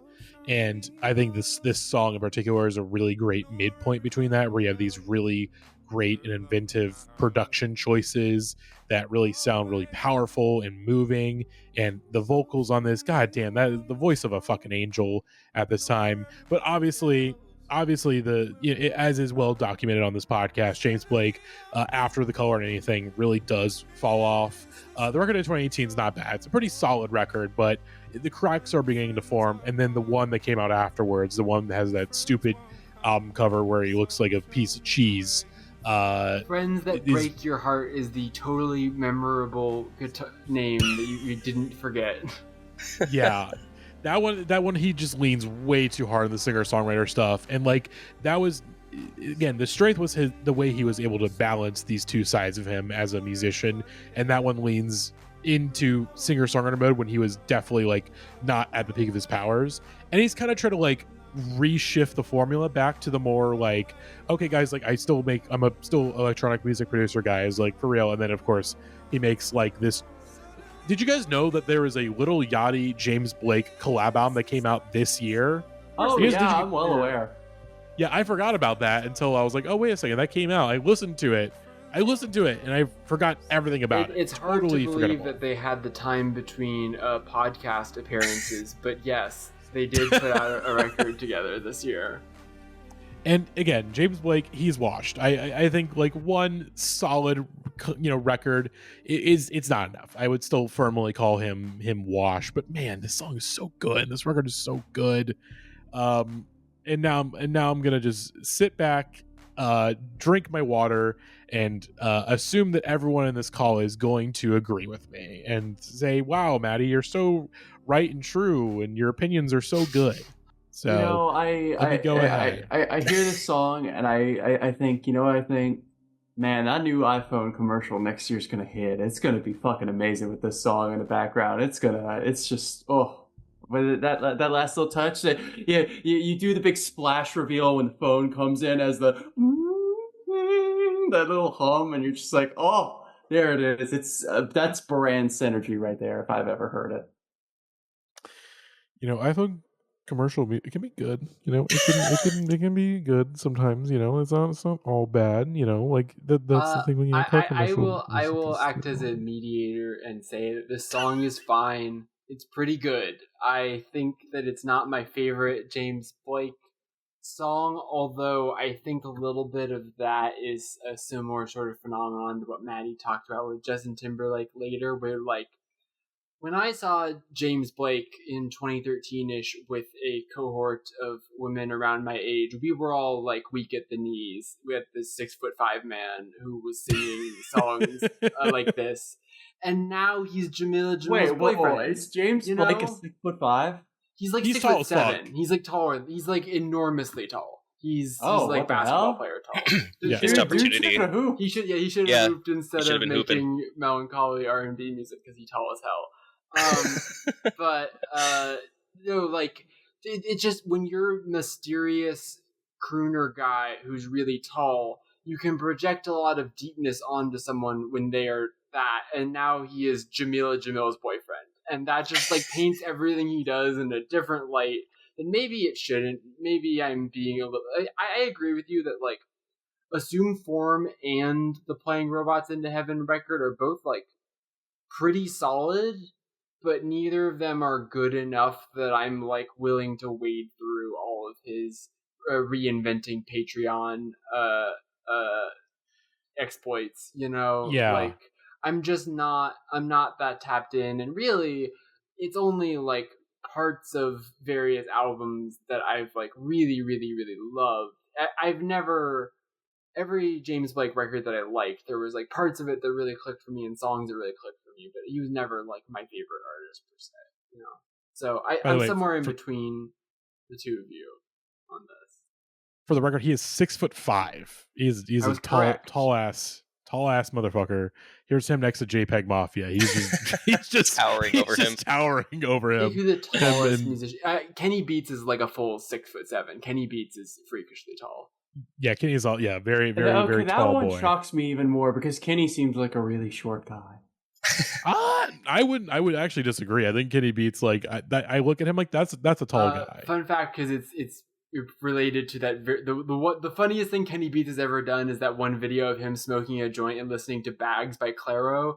And I did see Kenny Beats at the Clairo concert that I was working at the Wiltern. So shout out to Clairo. No shade in this episode. All right. Well, okay. So you were saying no, Alex. So I need you to explain yourself. So like, okay, first time I listened to this song, like I've listened to James Blake before. I have not listened to this song before. The first time I listened to this song, I was like, all right, I really like it. And then the second pass I had at it, I liked it less.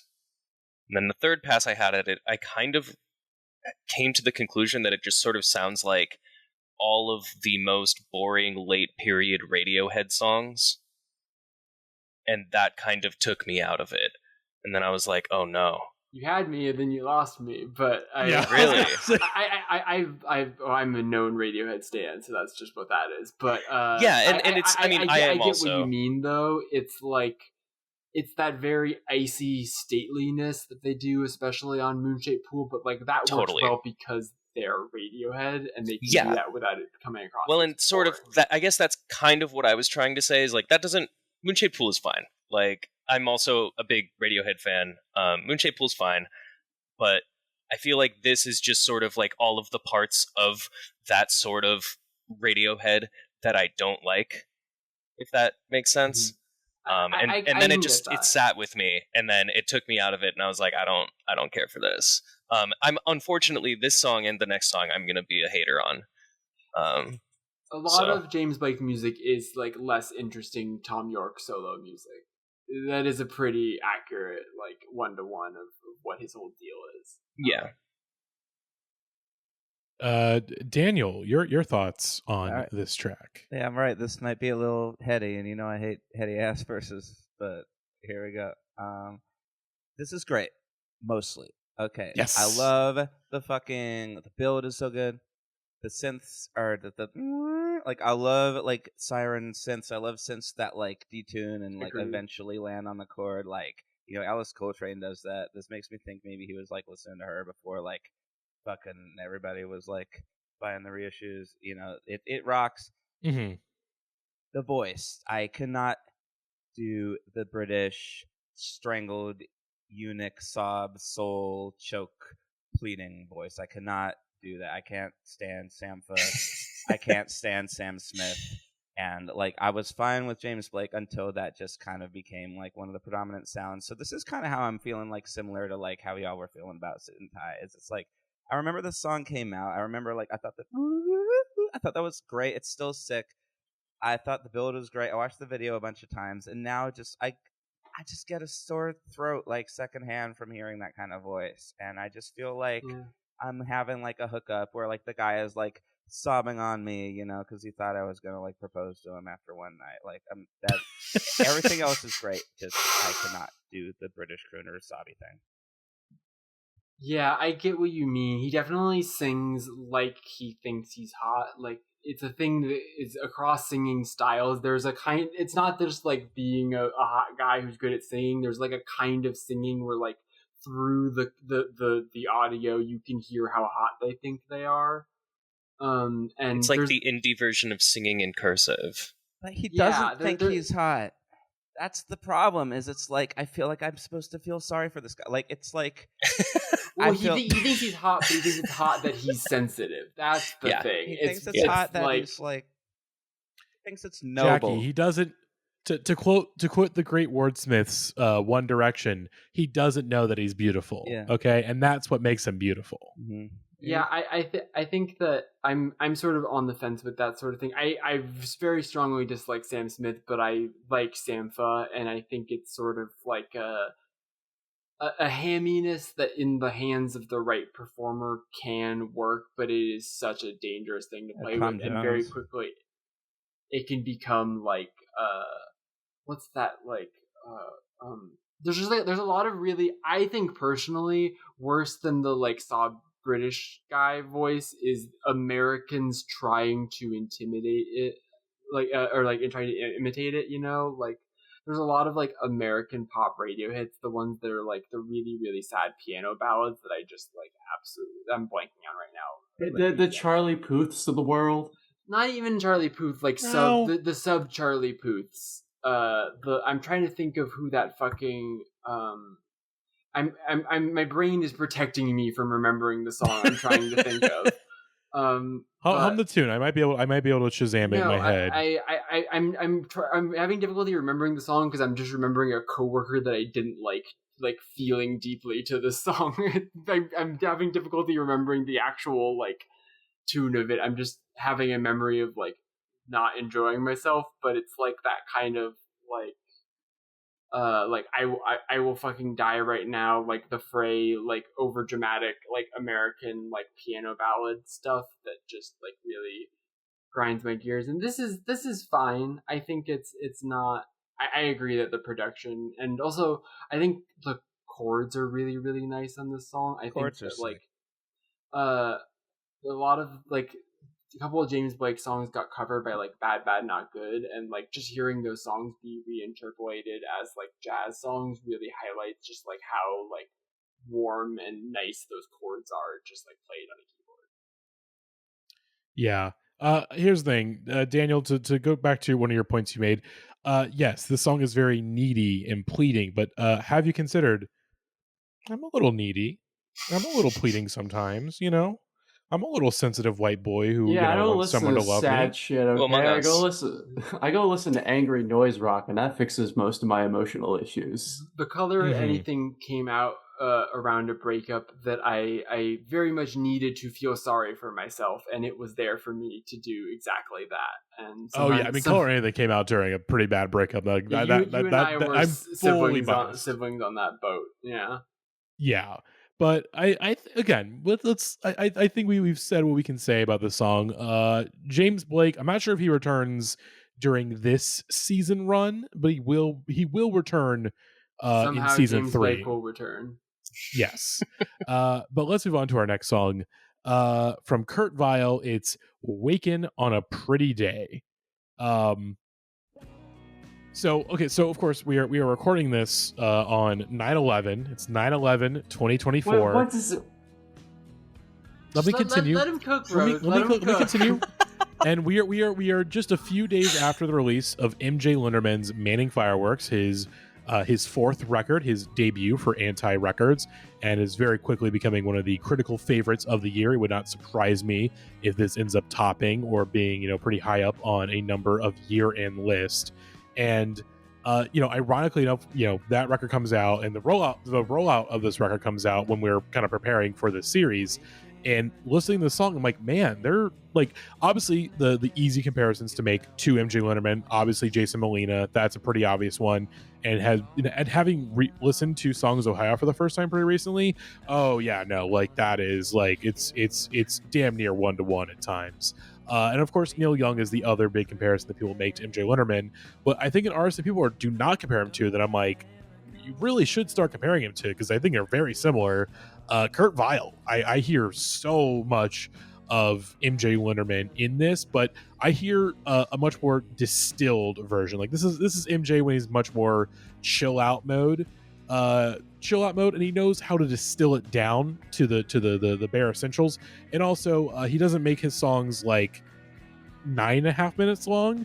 And when he does make a long song, as is the case on Manning Fireworks, the end song, it kind of warrants the length. It gives you enough like sugary good time stuff. It's just a joke outro. It's just 6 minutes of feedback, man.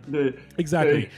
And this song, it is. I don't know if I would call it the worst of the week, which we'll get into. That's going to be a thing that I want to do with this season in particular. Is the best new track and the worst best new track. I'm still slightly undecided. It's going to be a end of episode call for me of where I'm leaning after re-listening to these songs during the episode. But yeah, this one is I've never been fully in on the Kurt Vile craze. I never fully got it with him, and this is supposed to be like one of his really great ones, and I just like listening to this multiple times, bored to tears. This is one of the few ones that like on the re-listens I would just skip. I'm like, this is nearly 10 minutes long. Let me just like wrap up this playlist, please. I mean, honestly, until last year, I was not a Kurt Vile guy at all. I didn't get that one, and it kind of clicked. I was just like, yeah, this dude he likes to chill and hang. He clearly listens to just a lot of old shit where they just, let it jam for a little while in the outro. And this song is clearly just, being one of those dad vibey kind of rock tunes that just, stretches on. I have never, ever been dismissive of this kind of music, like, I feel like compared to a lot of people, I sometimes get seen as somebody who will only go for very aggro stuff compared to other folks on this show. But like my slow music is more lackadaisical than serious, and Kurt is very lackadaisical. I do like the fella's vibes. He's just somebody who seems to just want to really just go out there. Also, shout out to the not music video. Like the description for the video says it is not a music video. It is moving images set to music. I was very annoyed by that. Track set to moving images, but it is a time lapse of the artist Steve Espo Powers, whose work I really love. He's did the cover for this album as well as a lot of the visual design for David Byrne's American Utopia era. Like, not the album cover for that one, but like pretty much any other art for that was like a Steve Espo Powers drawing. It's very cutesy.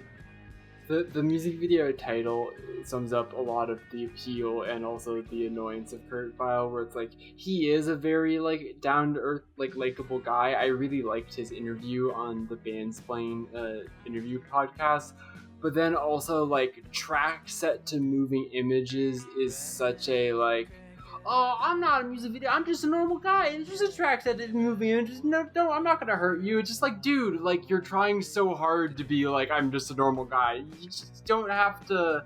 You don't have to always try so deliberately to be quaint, And that's kind of my thing with this song, where it's like, if I was driving somewhere and this came on the radio, I could listen to the whole thing for 9 minutes and really enjoy myself. The prospect of like sitting here and listening and taking notes to this song, I'm like, fuck that, that's not what the song is made for, I think. Yeah, it's deeply disturbed by this playlist. Let's be clear, this song should not be here. It feels important. I mean, it's emblematic of an era, and of course we always have to mention that one time our friend Wilford Thrill saw Kurt Vile at an airport, so it's like important historical context. in that respect. But yeah, it's fine. You know, like I'd personally either rather listen to something like more lackadaisical and stonery, or more like war on drugs, like bombasty. You know, it's kind of fine. Kurt Vile, I mean, it's him and Courtney Barnett was like the most this makes sense thing of all time, because they really are kind of like similar in my mind. Of like their simple charm is also the thing that kind of makes them just sort of one note, you know? I will open the floor real quick. Alex and/or Daniel. Say Daniel, I think. Okay, so I love Kurt Vile. Been a fan since I was 16 years old when I saw him play at the Woods Showcase at Slim's. Just played acoustic. He was great. This album absolutely rocks. It's the first one with multi-instrumentalist Rob Loxo, who passed away last year. Rest in peace. That's right. Who really brought, like, you know, before, like, Kurt was good, but he was definitely more scraggly, more indie rock. Rob really brought this expansive, just dreamy, like, I mean, there's literally a track called Gold Tone. Like, they knew what the fuck they were doing when they went in to make this. Like, I love the expansiveness. I hear this, I see canyons, I see screaming eagles, I see just the most beautiful, like, echoing skies and azure seas, and I just see it stretching on, and it's like just like a sunset, like a dusk that will never end. It's just the sun is setting like all the time, and like it's just like I hear this and I'm somewhere else, and I listen to this track a lot. It's when no one is like on a jukebox in like an empty ass bar, I'll play this and I'll play Gold Tone. You know, it'll just, you know, keep you busy for a good 20 minutes.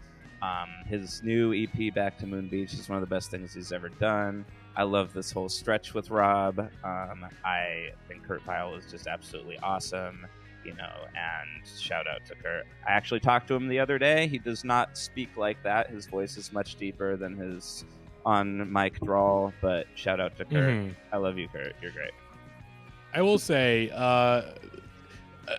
I got a bone to pick with the EP, because it's not an EP. It's a fucking. Yeah, it's no, not. there it's not, is no differences anymore. These distinctions only have to do Listen, with final. man, if you want to get mad about runtimes, go yell at fucking Sufjan Stevens like a decade ago. We have that's true. Is over Inner this. Speaker a double album?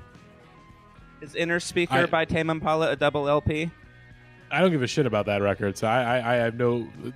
I get, but part of me I think it's just because I work in the world of like radio, college radio in particular, and like seeing that as an EP, I'm like it's that is 52 minutes long.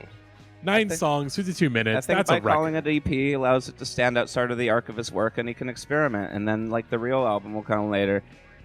Like it's But Exactly. again, that's fair. I think this is one of the best things to happen in the streaming area, is that these distinctions are gone. Like Drake has mixtapes, you know, we'll get to him soon enough. That is fair, because that's the thing, is that like Kurt Vile can't really make a mixtape, because that's Kurt Vile. That Kurt Vile and mixtape, those are two distinctions that don't come together. So I guess EP Tell is the Fela closest Kuti you to get. his face that expensive shit is a E EP. That's neither here nor there. I'm a little nitpicky radio guy, and I'm like, come on. We would not hire that on as an EP. We would call that an album. But Alex, I know you raised your hand. You had some thoughts on this track. You know, it's like, I don't know. First of all, Daniel, that was beautiful and well said. The way you described this song, the painting the picture you painted, rather. That being said, it's not for me. I'm so bored. I'm also someone with a short attention span, admittedly. But like, you know, this is definitely like my dad really likes Kurt Vile and the War on Drugs. And like when I was living with my parents a couple of years ago for a little bit, like they were always on. My dad's constantly playing music in the house. And so I think I just have like an annoying relationship with Kurt Vile and how boring I find it. And just, I wish it would do something else, but it doesn't. And you know, it's not for me. But that being said, I do like sort of understand the way that it could do something for somebody, because it does pull from like a lot of things that I really like. And it does have like certain qualities that I really like. I think it's just the long-windedness and it's the like sort of the jammy aspect of it that I can't really personally get behind. Yeah, also for the record, I'm wearing a Hawaiian shirt and drinking a Modelo right now, so of course I'm going to fuck with this song. Yeah. Yeah. Well then, unless we had any extra thoughts on the song, I think we can kind of start to move into our final stretch of tracks. This next one, Jackie personally was like, when me, Rose, and Jackie were deliberating on what the playlists are going to look like. Jackie was like, "No, we have to talk about Rustie in this song. Like, I'm pulling my card. Like, we gotta have this one on the playlist." And of course, this is Slasherr by Rustie and Jackie. Because again, you're the one who advocated for it. I'll let you open the floor on this one. This was just like a whole fucking thing got started by these first couple, the Rustie album that came before this, and then like this EP. I remember specifically of just being like a huge deal to me at the time. And I think of all the stuff from this era, even though like quote unquote future bass as sort of like a sound became like very played out very quickly, all of the Rustie stuff still sounds really, really, really good. All of it still sounds ahead of its time, and even though I think Rustie basically gets better with every release, and I much prefer like the Even If You Don't Believe material and even the new stuff, which Rustie is finally back, which happened after we decided to do this. I'm very excited about and happy for him personally. But I just think that like the more kind of like distorted it gets, the brightness of it is allowed to like not feel quite so clean, and I think people took the wrong, like people heard this and they like imitated the kind of sleekness of it rather than like what was exciting and bright and like poppy about it. And I think along with people like Sophie, like I think Rustie should get a lot of credit for like really shaping the sound of like pop electronic music for the next like decade to come. I think I prefer Triad, which is more of the like heavy bass track of the two, but this is just like a huge like moment in electronic music right here.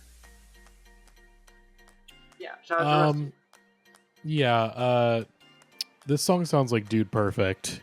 This is the thing. This is like the what I said about churches earlier. I fully understand. Like, if you just see YouTube, hey, what up, YouTube, when you hear this song, I don't blame you, because that's like a lot of people's association with this kind of sound now. But I promise you, those videos have worse versions of this exact kind of thing. You know, it's like Rustie's getting dinged here for his homework getting copied for a decade.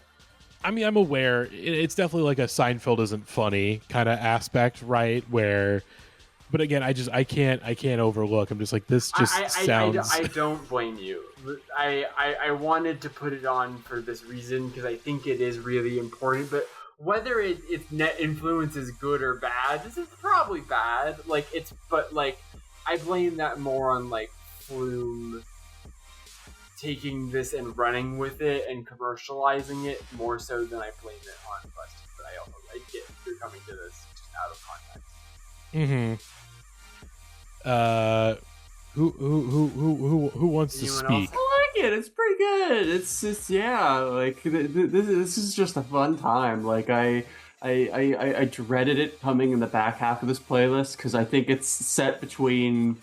I think it's set right before two of the most just dire tunes of the night. Like, but it's a fun time. Like I understand it's been derived from so heavily, and I'm able to understand that enough to like really just separate that context and go, yeah, I'm having a fun time. This thing slams.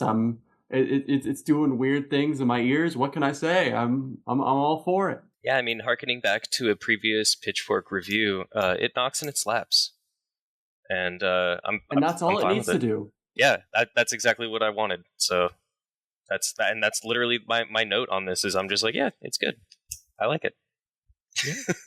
I also just, if anyone hasn't checked out the new Rustie stuff, it's really sick and really did exactly what I kind of hoped would be the next logical step from the 2015 record. Is that like not only is it even more like saturated and distorted and like really just like overloaded, he's just like taking out all the drums now. Like the new Rustie songs are just bass and just like subsaw synths that like buzz your head in half, and there aren't even like trap drums anymore. It's just like post ambient loud like buzzsaw bass music, and I hope there's a whole album of music like that. I really, really hope that that's what they're rolling out here, because it's really fucking cool. Yeah.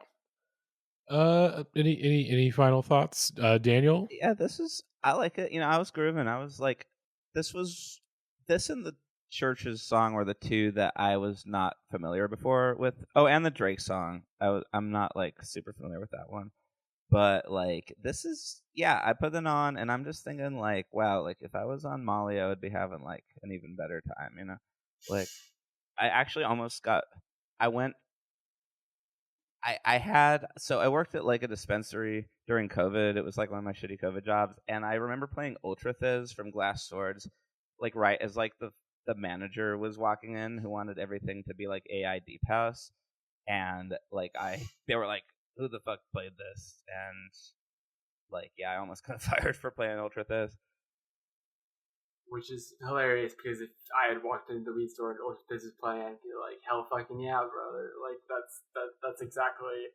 Yeah, I just love that, like in the mark of a great producer, I think that like his old stuff holds up very well, even if he has always sort of tried to be a step ahead of people then like copying what he was doing and doing it worse. He's like on to the next idea or how to like heighten what he's doing. And even on the Green Language record, which is like kind of pretty like all over the place and sort of feels a little A&R to death, like that song has like one of the best Danny Brown songs of all. That album has one of the best Danny Brown songs of all time on it. Like, that's like, it worked for him because he was like in his like Molly period, like old. He was like just on the festival Rustie thing. and Danny are a great combo. He has production on a couple of Danny tracks in that era, on old especially, I think. Yeah, no, they had chemistry.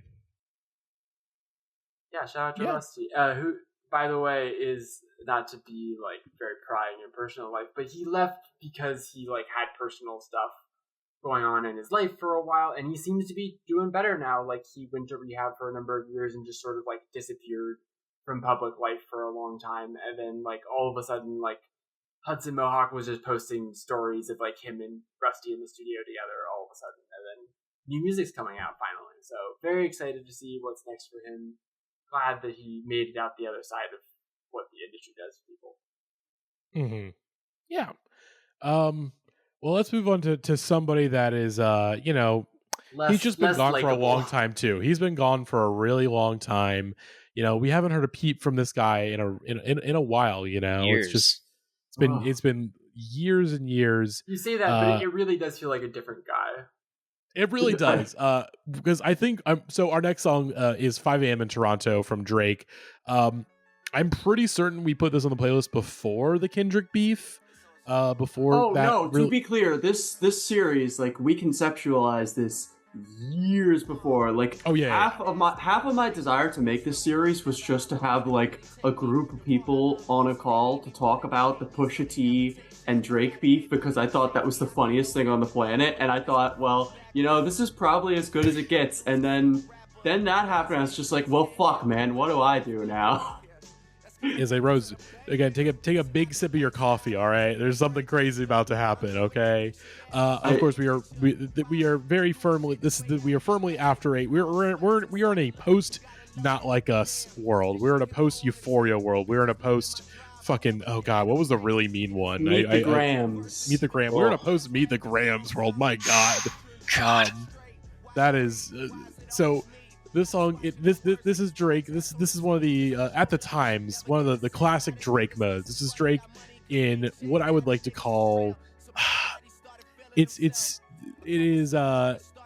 I want to say mixtape mode, but I feel like that's not totally accurate. This is Drake in his prove himself era, right? This is when he would have these 5 a.m. in Toronto, time and in place where he's like, sort of a State of the Union address. This is paranoid flex mode. It's paranoid flex mode. That's great. Yeah, and Drake was very good in paranoid flex mode. I mean, some of his best songs are him in paranoid flex mode. I wouldn't say this is one of them, but listening to this, it is like a stark reminder of like, man, Drake used to be good. Like he used to be like, he was able to really balance like the pop star side of him with the hip hop scholar side in a way that was just really good. There was a time where, like I said, that not only was this guy really commercially successful, he was also just like really good. Like he the critical and commercial acclaim were like really well earned, for a guy that had a bit of a, had a lot to prove initially. It was nice to hear a hunger, like, hey, like I'm not just the fucking kid from Degrassi, like I'm a legit rap artist. And it was nice. It was nice. And then, of course, things have changed the way they are. Even before you get into the Kendrick beef, just dire fucking times for Drake creatively. Some of the worst hip hop music in the last, some of the either the worst or just the most boring and middling mainstream hip hop of its time. But yeah, all these songs starting to sound like Drake featuring Drake. I mean, ooh, buddy, what a bar. Just I'm afraid that I have to go.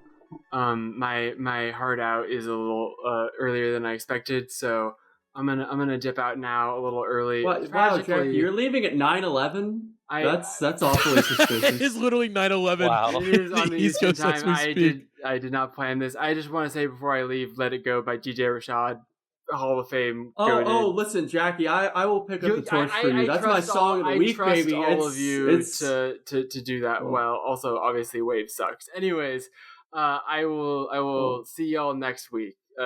I'll just leave. I'm gonna leave my laptop on, Matty. Gotcha. All right. God bless. As Jackie heads out, let's see who wants to talk about 5 a.m. in Toronto. Who wants to take the floor from here? I see Alex is saying no. I got nothing. Well, I mean, no, it's not that I don't have anything. I actually have like a little bit here. Here's the thing. Mm-hmm. I am somebody who has watched the entirety of Degrassi Next Class and Degrassi High or whatever it is, like basically the whole way fucking through, twice. That being said, because I've watched all of Degrassi the whole way through twice, it is impossible to view Drake as anything other than Jimmy, even now for me. It's like, and it was like recent that I did this, so it's near impossible for me to take him seriously in any light, and therefore I think it's really funny that this is like we're listening to a track from his Prove Himself era, right? And yeah, it's just, I mean, it's fine. Like I definitely heard this song when it was, in its heyday, because I grew up going to suburban house parties when I was 21 when this came out, so I definitely was around it. It's not for me. It's fine. I just just R.I.P. Drake. Yeah. I think he's running out of options. Yeah. It's here's the thing though. The chances of Drake killing himself during the Super Bowl halftime show, it is a higher percentage chance than you would think. So shout out to Talisa Garcia, who does sound for Cheekface. We just played in Cleveland last weekend, and she and the drummer Echo and I were talking about the fact that Kendrick is playing the Super Bowl now. Mm-hmm. He just dropped a new song, by the way, like 3 minutes ago. Oh shit! God. Yeah, it's on his Instagram. We'll again, we got to proceed. We got two more songs left. Either way, we were talking about that, and Talisa straight up said the only thing that Drake can do at this point is kill himself. She's like, that's the only way that he can win this beef. Yeah. And that stuck with me. Like, I cried laughing at that because it's extremely true. But also R.I.P. to our boy. Yeah. The boy, as he would The call boy. himself. The boy. Daniel, did you have any thoughts on 5 a.m. Toronto? I feel the same way about Drake. I feel about Led Zeppelin. I'm like, this guy, this is like, clearly there's some incredible talent here, but like, I feel like I have crabs now, you know? Like, it's gross. Yeah, I think that's a pretty fair assessment. But yeah, like I said, this is Drake in an interesting mode. I think we'll in 2 episodes from now we'll be getting into one of the Nothing Was the Same cuts, and I do think like that we will have more to get into with Drake later on in the series. But let's continue. Let's get to our next song. We were joking about him last week on the bonus episode, and here he is once again. It's Wavves with Demon to Lean On, and I gotta come right out with a hot take. I gotta come out straight and narrow, because of course with Wavves, he's so easy to make fun of at this point. He's landlord, washed. Just the sound of Wavves, that surf rock sound, has aged in some ways so poorly. It's just such a it is a cultural touchstone that I just do not think will ever become really nostalgic. I think there will be attempts, but I just don't think anyone could. We're never going back, and honestly, it's probably for the best. That being said, I think I like the song. It's a pretty solid indie rock tune. I did not hate it, and eventually I'm going to be like, oh, I like this one. It is fine to listen to. It is Wavves at his best, which is just like pretty okay. So that's my hot take. This fucking stinks. This is horrible. This is like, oh my god. I even before the landlord shit, I just could not stand this guy. I put on one of the worst shows I've ever seen, especially like when he came on after Joyce Manor ripping, like a timely and fun set of most of their catalog. I had to watch a fucking Wavves set. I was just like, this guy, he's like the peak of just this 2010s thing of like aesthetics over everything. Like, as long as you have like a vibe, people will love it. And this guy was the preeminent vibe boy. He called himself the king of the beach, and we were all supposed to take that at face value. It's a fucking nonsensical statement. I can't deal with him. He's enough of him. Yeah. A fair take. Worst song of the week, I think, quite possibly.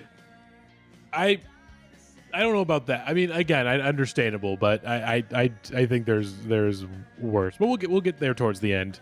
Alex, as of right now, actually, I was gonna say Alex, and you both are California boys. On this episode. So as the California boys, of course, I'm very formerly a California boy. It's been my time in LA before embarking to North Carolina. Alex, I'm curious on your take on this song. So I have a very complex past with Wavves, in that I was really into Wavves in my early 20s when it was a thing to be into Wavves. Yeah. And I think that is sort of a symptom of being from Los Angeles adjacent. I grew up in Ventura County, so I've always been kind of in this zone. That being said, this song is definitely one of his best. And I think this record in general is some of his best. I think King of the Beach is largely mid. I think this record he hooked up with a real producer and made something that's pretty sonically solid, and it's mostly because it doesn't sound like Wavves at all. I think that's part of the reason why. Yeah, I think this is part of the reason why I think I like the song as much as I do, because it's this just does not sound like any of the Wavves shit before or after. Yeah, this record definitely sounds like it's Wavves doing big, I guess, layered guitars a la Nevermind type stuff. And it's fine. It's, like you said, it's Wavves at his best, which is fine. Mm-hmm. That being said, yeah, my man fell off, became a landlord. I also want to talk about the fact that like a year ago he posted a video of a woman just like slapping him in the face. And it was definitely one of the funniest things I've seen online in a long time. And he like posted it and then reposted it. It was rough. My man is you know, I hope he's doing okay. Yeah, I'll let Daniel if you have. I do. Here's the thing: everyone goes on about Wavves being a landlord, which is very funny. It is a very funny thing, and it's hilarious. It should be something that carries a stink with him for the rest of his life. But the thing about Wavves that I don't think is as well known is I think rightfully he has kept it mostly off of social media, or at least it's been like wiped out. He was a big crypto guy. He might still be a big crypto guy, but I do remember a friend of mine telling me that like, oh yeah, like he got really into crypto and like lives with his parents now. Like that is like the least surprising thing I've ever heard. I did hear that he moved back in with his parents. I didn't know it was because he got into crypto. I think those are just two things that like didn't quite coincide, but like they feel like they really coincide. I think it's just like he moved back in with his parents and then he also got really into crypto. Here's the thing though, I mean it was slightly early on, so I am curious if he's still about that life, if he cashed out early, or you know he lost all of his money to the monkeys, the bored apes. He lost all of his monkeys. Entirely we gotta have the Wavves crypto tell all. I'm actually curious. I'm going to see if he's still active on Twitter, what he's posting. But while I do that, Daniel, your thoughts on Wavves and Demon to Lean On? Okay, so I have a very funny story about this song. So this came out when I was a freshman in college, and my buddy Jordan came over, and we were like smoking weed, and he played me this song. And it was like this was like the first time, you know, I think it had just dropped, and he was like, you know, he was playing it, and he was like, you know, he's just going like, ah, and Jordan's just kind of like, I don't really know about this. And I'm kind of also like, okay, like, I don't really know about this. And I think the I don't really know about this negative went out for me. But, like, my buddy Jordan is, like, a Green Day guy. Like, his brother is actually in, like, this punk band called Destroy Boys that's, like, hella, like, Green Day co-signed. So he's, like, in the pop punk shit. And I think for him, like, the positive won out. And, like, that was actually kind of the last, I think that was the last Wavves recording I have consciously listened to. Because, like, you know, Summer Chill Wave, you know, that whole thing, I was into him. Me and my buddy Santiago actually found the GarageBand filter he used on the 3V's album, and we just made like a really shitty track with that on it, and it was called When You Love a Pearl, and that was just like us trying to rip off like the Triple V album. This song still does not do it for me, and like honestly now I kind of want to listen to the Triple V album because I haven't heard it since I was 16. I remember it just sounding like really irritating and like shit, but I kind of like that's what I fuck with now, you know. All right, going through Wavves Twitter right now. Not to dissuade what you just said, Daniel. No crypto stuff yet, but I'm assuming he probably realized that I probably shouldn't be posting about crypto stuff. He's really into grappling, some kind of martial art. There's a video of him having a grappling session with somebody, so he's really into martial arts now, which honestly that's not a bad thing. That's honestly weirdly that's in character. He literally won a gold. Jiu-jitsu. He's a wow. Okay, actually, you know what? Full respect. He is a legit jiu-jitsu guy. Like he looks like he competed in a tournament and got a gold medal. So honestly, don't fuck with Wavves. Damn. I mean, again, all shit talking. I was just joking, Nathan. I was just kidding. Again, I'm not going to make fun of you for being a landlord. That's silly. I would never do that. So, you know, kind of to what Daniel was saying though before about like your friend being a Green Day guy. Like I'm a Green Day guy, which is exactly why I liked this when it came out. And like that being said, when I heard it today for the first time in like a while, all I wanted to do was go and listen to Dookie instead. And so it was like, it definitely like activated that part of my brain, but I was like, this isn't as good as something else I could be listening to that does it like the non like Walmart version of it, Mm-hmm. I have respect for the elongated vocals though, like the like that's just he knows it's annoying. Mm-hmm. Oh, he's definitely being annoying on purpose, which I can relate to. Mm-hmm. It's whiny, but like I don't mind I don't mind a good whiny tone sometimes. I think it works in this song. Yeah. But yeah. Let's move on to our final track of the evening. I think we're good and ready to let it go with DJ Rashad. This was another one that I believe Jackie really pushed for, and honestly, rightfully so. I'm very glad she did, because I also, as Rose teased at, it's not my favorite this week, but it is like it's great. It's a great way to end off the episode. Like it's after so many ups and downs on this playlist, it is nice to end on a really solid big high, right? But yeah, I fucking love this. And also it's funny that we're recording this on 9/11, because one of my favorite videos of all time is the 9/11 Taken Over video, where we watch a group of teenagers do footwork over a footwork track inspired by 9/11. It is one of my favorite videos of all time, and I watch it every 9/11 and 4th of July at least 5 times during the day. But Rose, you were on the horn about this track. Share some thoughts. I'm not one of the big Rashad heads on this chat. Like I cannot attest to these things like Max or Jackie can in an intellectual way. But like I hear this shit, and my brain says like, damn, that's pretty sick, dude. Like yeah, just. And Rashad is just so fucking good at these things. Rest in fucking peace, obviously. Like. One of the great talents that we've lost, just like in an untimely manner. Mm-hmm. Just when the synth swell comes in on this one, I'm just like fucking like I'm doing fist pumps at that point. I'm just like, hell yeah, dude, hell yeah, just good tunes. Like best song of the week easily. Like saves me from having to listen to that fucking Wavves song anymore. Oh my god. Mm-hmm. Yeah. Hell yeah. Yeah, I fully agree with everything Rose just said. Like this song fully whips.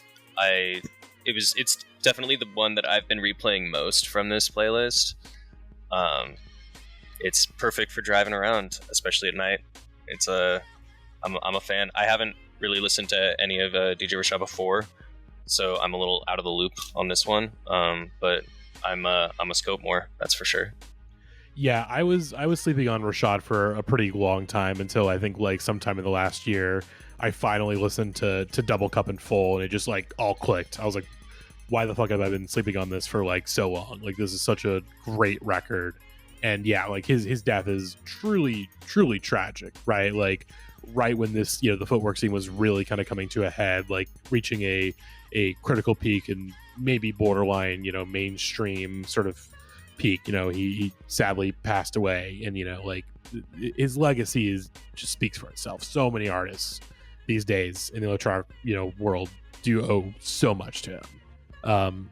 But Daniel, your thoughts on this track? I love Juke, I love Footwork, I love Ghetto House. I got nothing bad to say about DJ Rashad. My raver buddies still worship him. The song's great. I mean, listen to that, just that beautiful vocal just going up and up and up. Yeah. Like, come on. Like, this is just so, wow. Yeah. Like, he's great. And, RP Boo is great too. And Traxman is great. And DJ Clint is great. And it's just, this whole, like, regional scene is, like, so sick. And there's a really great Megan Garvey piece about like the footwork scene after Rashad passed away that is really worth reading, and like just like wow, I did not expect this to like hit me the way it's hitting right now. Like shout out to DJ Rashad.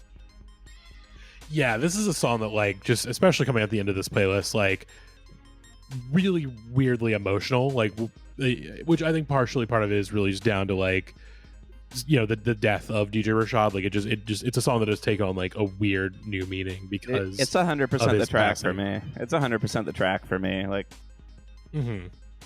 I think it's mostly the track, but obviously like that, it has to linger in the back of your mind to some extent.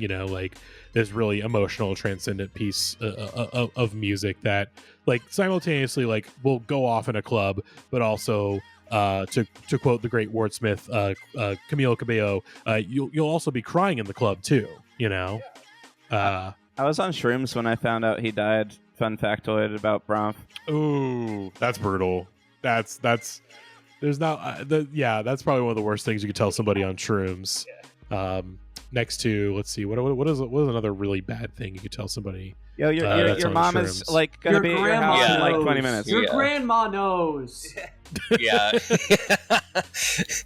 Joe Biden dropped out of the presidential race, guys. Oh man, I was really looking forward to voting for Joe. The DNC, they stabbed him in the back. I was gonna vote for him twice. Okay, now I only feel like doing it once for Kamal. It's not as fun anymore. I'm gonna write again. Look, he should be the one running. I'm gonna write him in. He should again. Yeah. I'm casting my vote. All right, I was gonna cast my vote for Joe Biden in January of this year. I was already like, I'm going for Joe, and my mind is unchanged. All right, but yeah, great track. Great way to end off the episode here. And speaking of the end of the episode, I did want to bring the floor to everybody and unveil what is your best new track and your worst best new track. I will kick it to Rose. Rose, what is your best new track and your worst best new track? I mean, I already said it right here. Like it's back to back, right at the end. It's Wavves is the worst. DJ Rashad's best one. This is a week of mid. I don't want to talk about most of this stuff ever again. I don't want to think about it. I'm on my suit and tie shit. I've decided I'm on my suit and tie shit, and that's how I shall live for the rest of my days. Mm-hmm. Alex, your best and worst. See, the thing is, it's tough to pick a best one because objectively, I don't really like any of it. I'm gonna go chaos mode. I'm gonna say best is suit and tie, and I'm gonna say worst is probably Recover by CHVRCHES. Okay, fair. Just because it does nothing. Like I can acknowledge that like James Blake is like musically very cool, and like so is Kurt Vile, but like CHVRCHES is just so vanilla and boring to me. So I feel like that just has to take the worst. Mm-hmm. Fair take. Daniel, your best and worst. Also voting CHVRCHES for bottom. Sorry, CHVRCHES.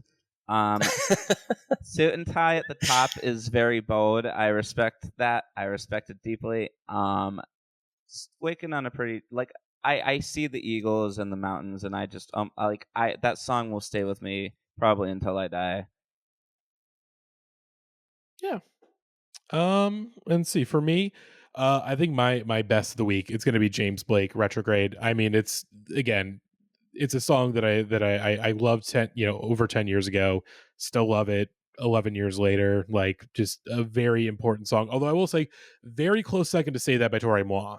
That was the playlist revelation. Was like, wow, this song is fucking great. So really neck and neck, but I do think James Blake kind of beats it out on nostalgia.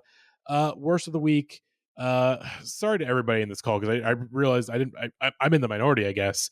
My worst of the week is Rustie Slasherr. It is just a type of that type of electronic music. I don't care if he was the first one to do it. I don't care if he set the template for was probably much worse music down the line. At the end of the day, the template is a template. It's a bad template, and I really did not like that song. Do you just feel comfortable voicing this take now that Jackie's gone? No, I would have said it anyways. I think for a time I was leaning more towards Kurt Vile, but I think Daniel, you kind of won me over a little bit on that song. But yeah, no one can make no one can make a good case for Rustie for me. Like I know he's got good tunes, but yeah, no, this was just reminded me of, like, I'm someone that watches a shit ton of YouTube, and I've been like watching YouTube consistently for most of my life. So hearing that was like a gunshot wound. It was like, I don't want to be reminded of the bad times on this site. But yeah, that'll do it for this first episode of the season of Best New Pod. Back to you, Alex. Is there anything you want to plug before we head out? Yes, actually. Thank you for asking. Y Dogs Y is playing, if you live in Los Angeles or Orange County, we're playing at the Constellation Room, which is the small room at the Observatory in Orange County, with Combat, the band from Baltimore. And otherwise, just keep your eyes peeled for the new Y Dogs Y EP coming soon. And I have a new podcast and YouTube series that will be dropping next year. Just as a little tease, it's called Name That Video, or NTV. And it's a game show. So keep your eyes peeled for those. Otherwise, that's it. Nice. And Daniel, anything you want to plug before we head out? It's funny that like literally nobody got my reference to like the James Blake Andre 3000 track when I was like talking about the James Blake. I was like, oh, like that's gonna get like really. heady. Yeah, I forgot about that. Yeah, because like no one's heard that shit since it came out. Yeah, true. But like, yeah, shout out to he's a great producer. Shout out to James Blake. I'm putting out an EP on October 4th. It's called A Few for Eugene. It's going to be like pretty obnoxious. So yeah, stay peeled for that. Thanks for having me. This has been awesome.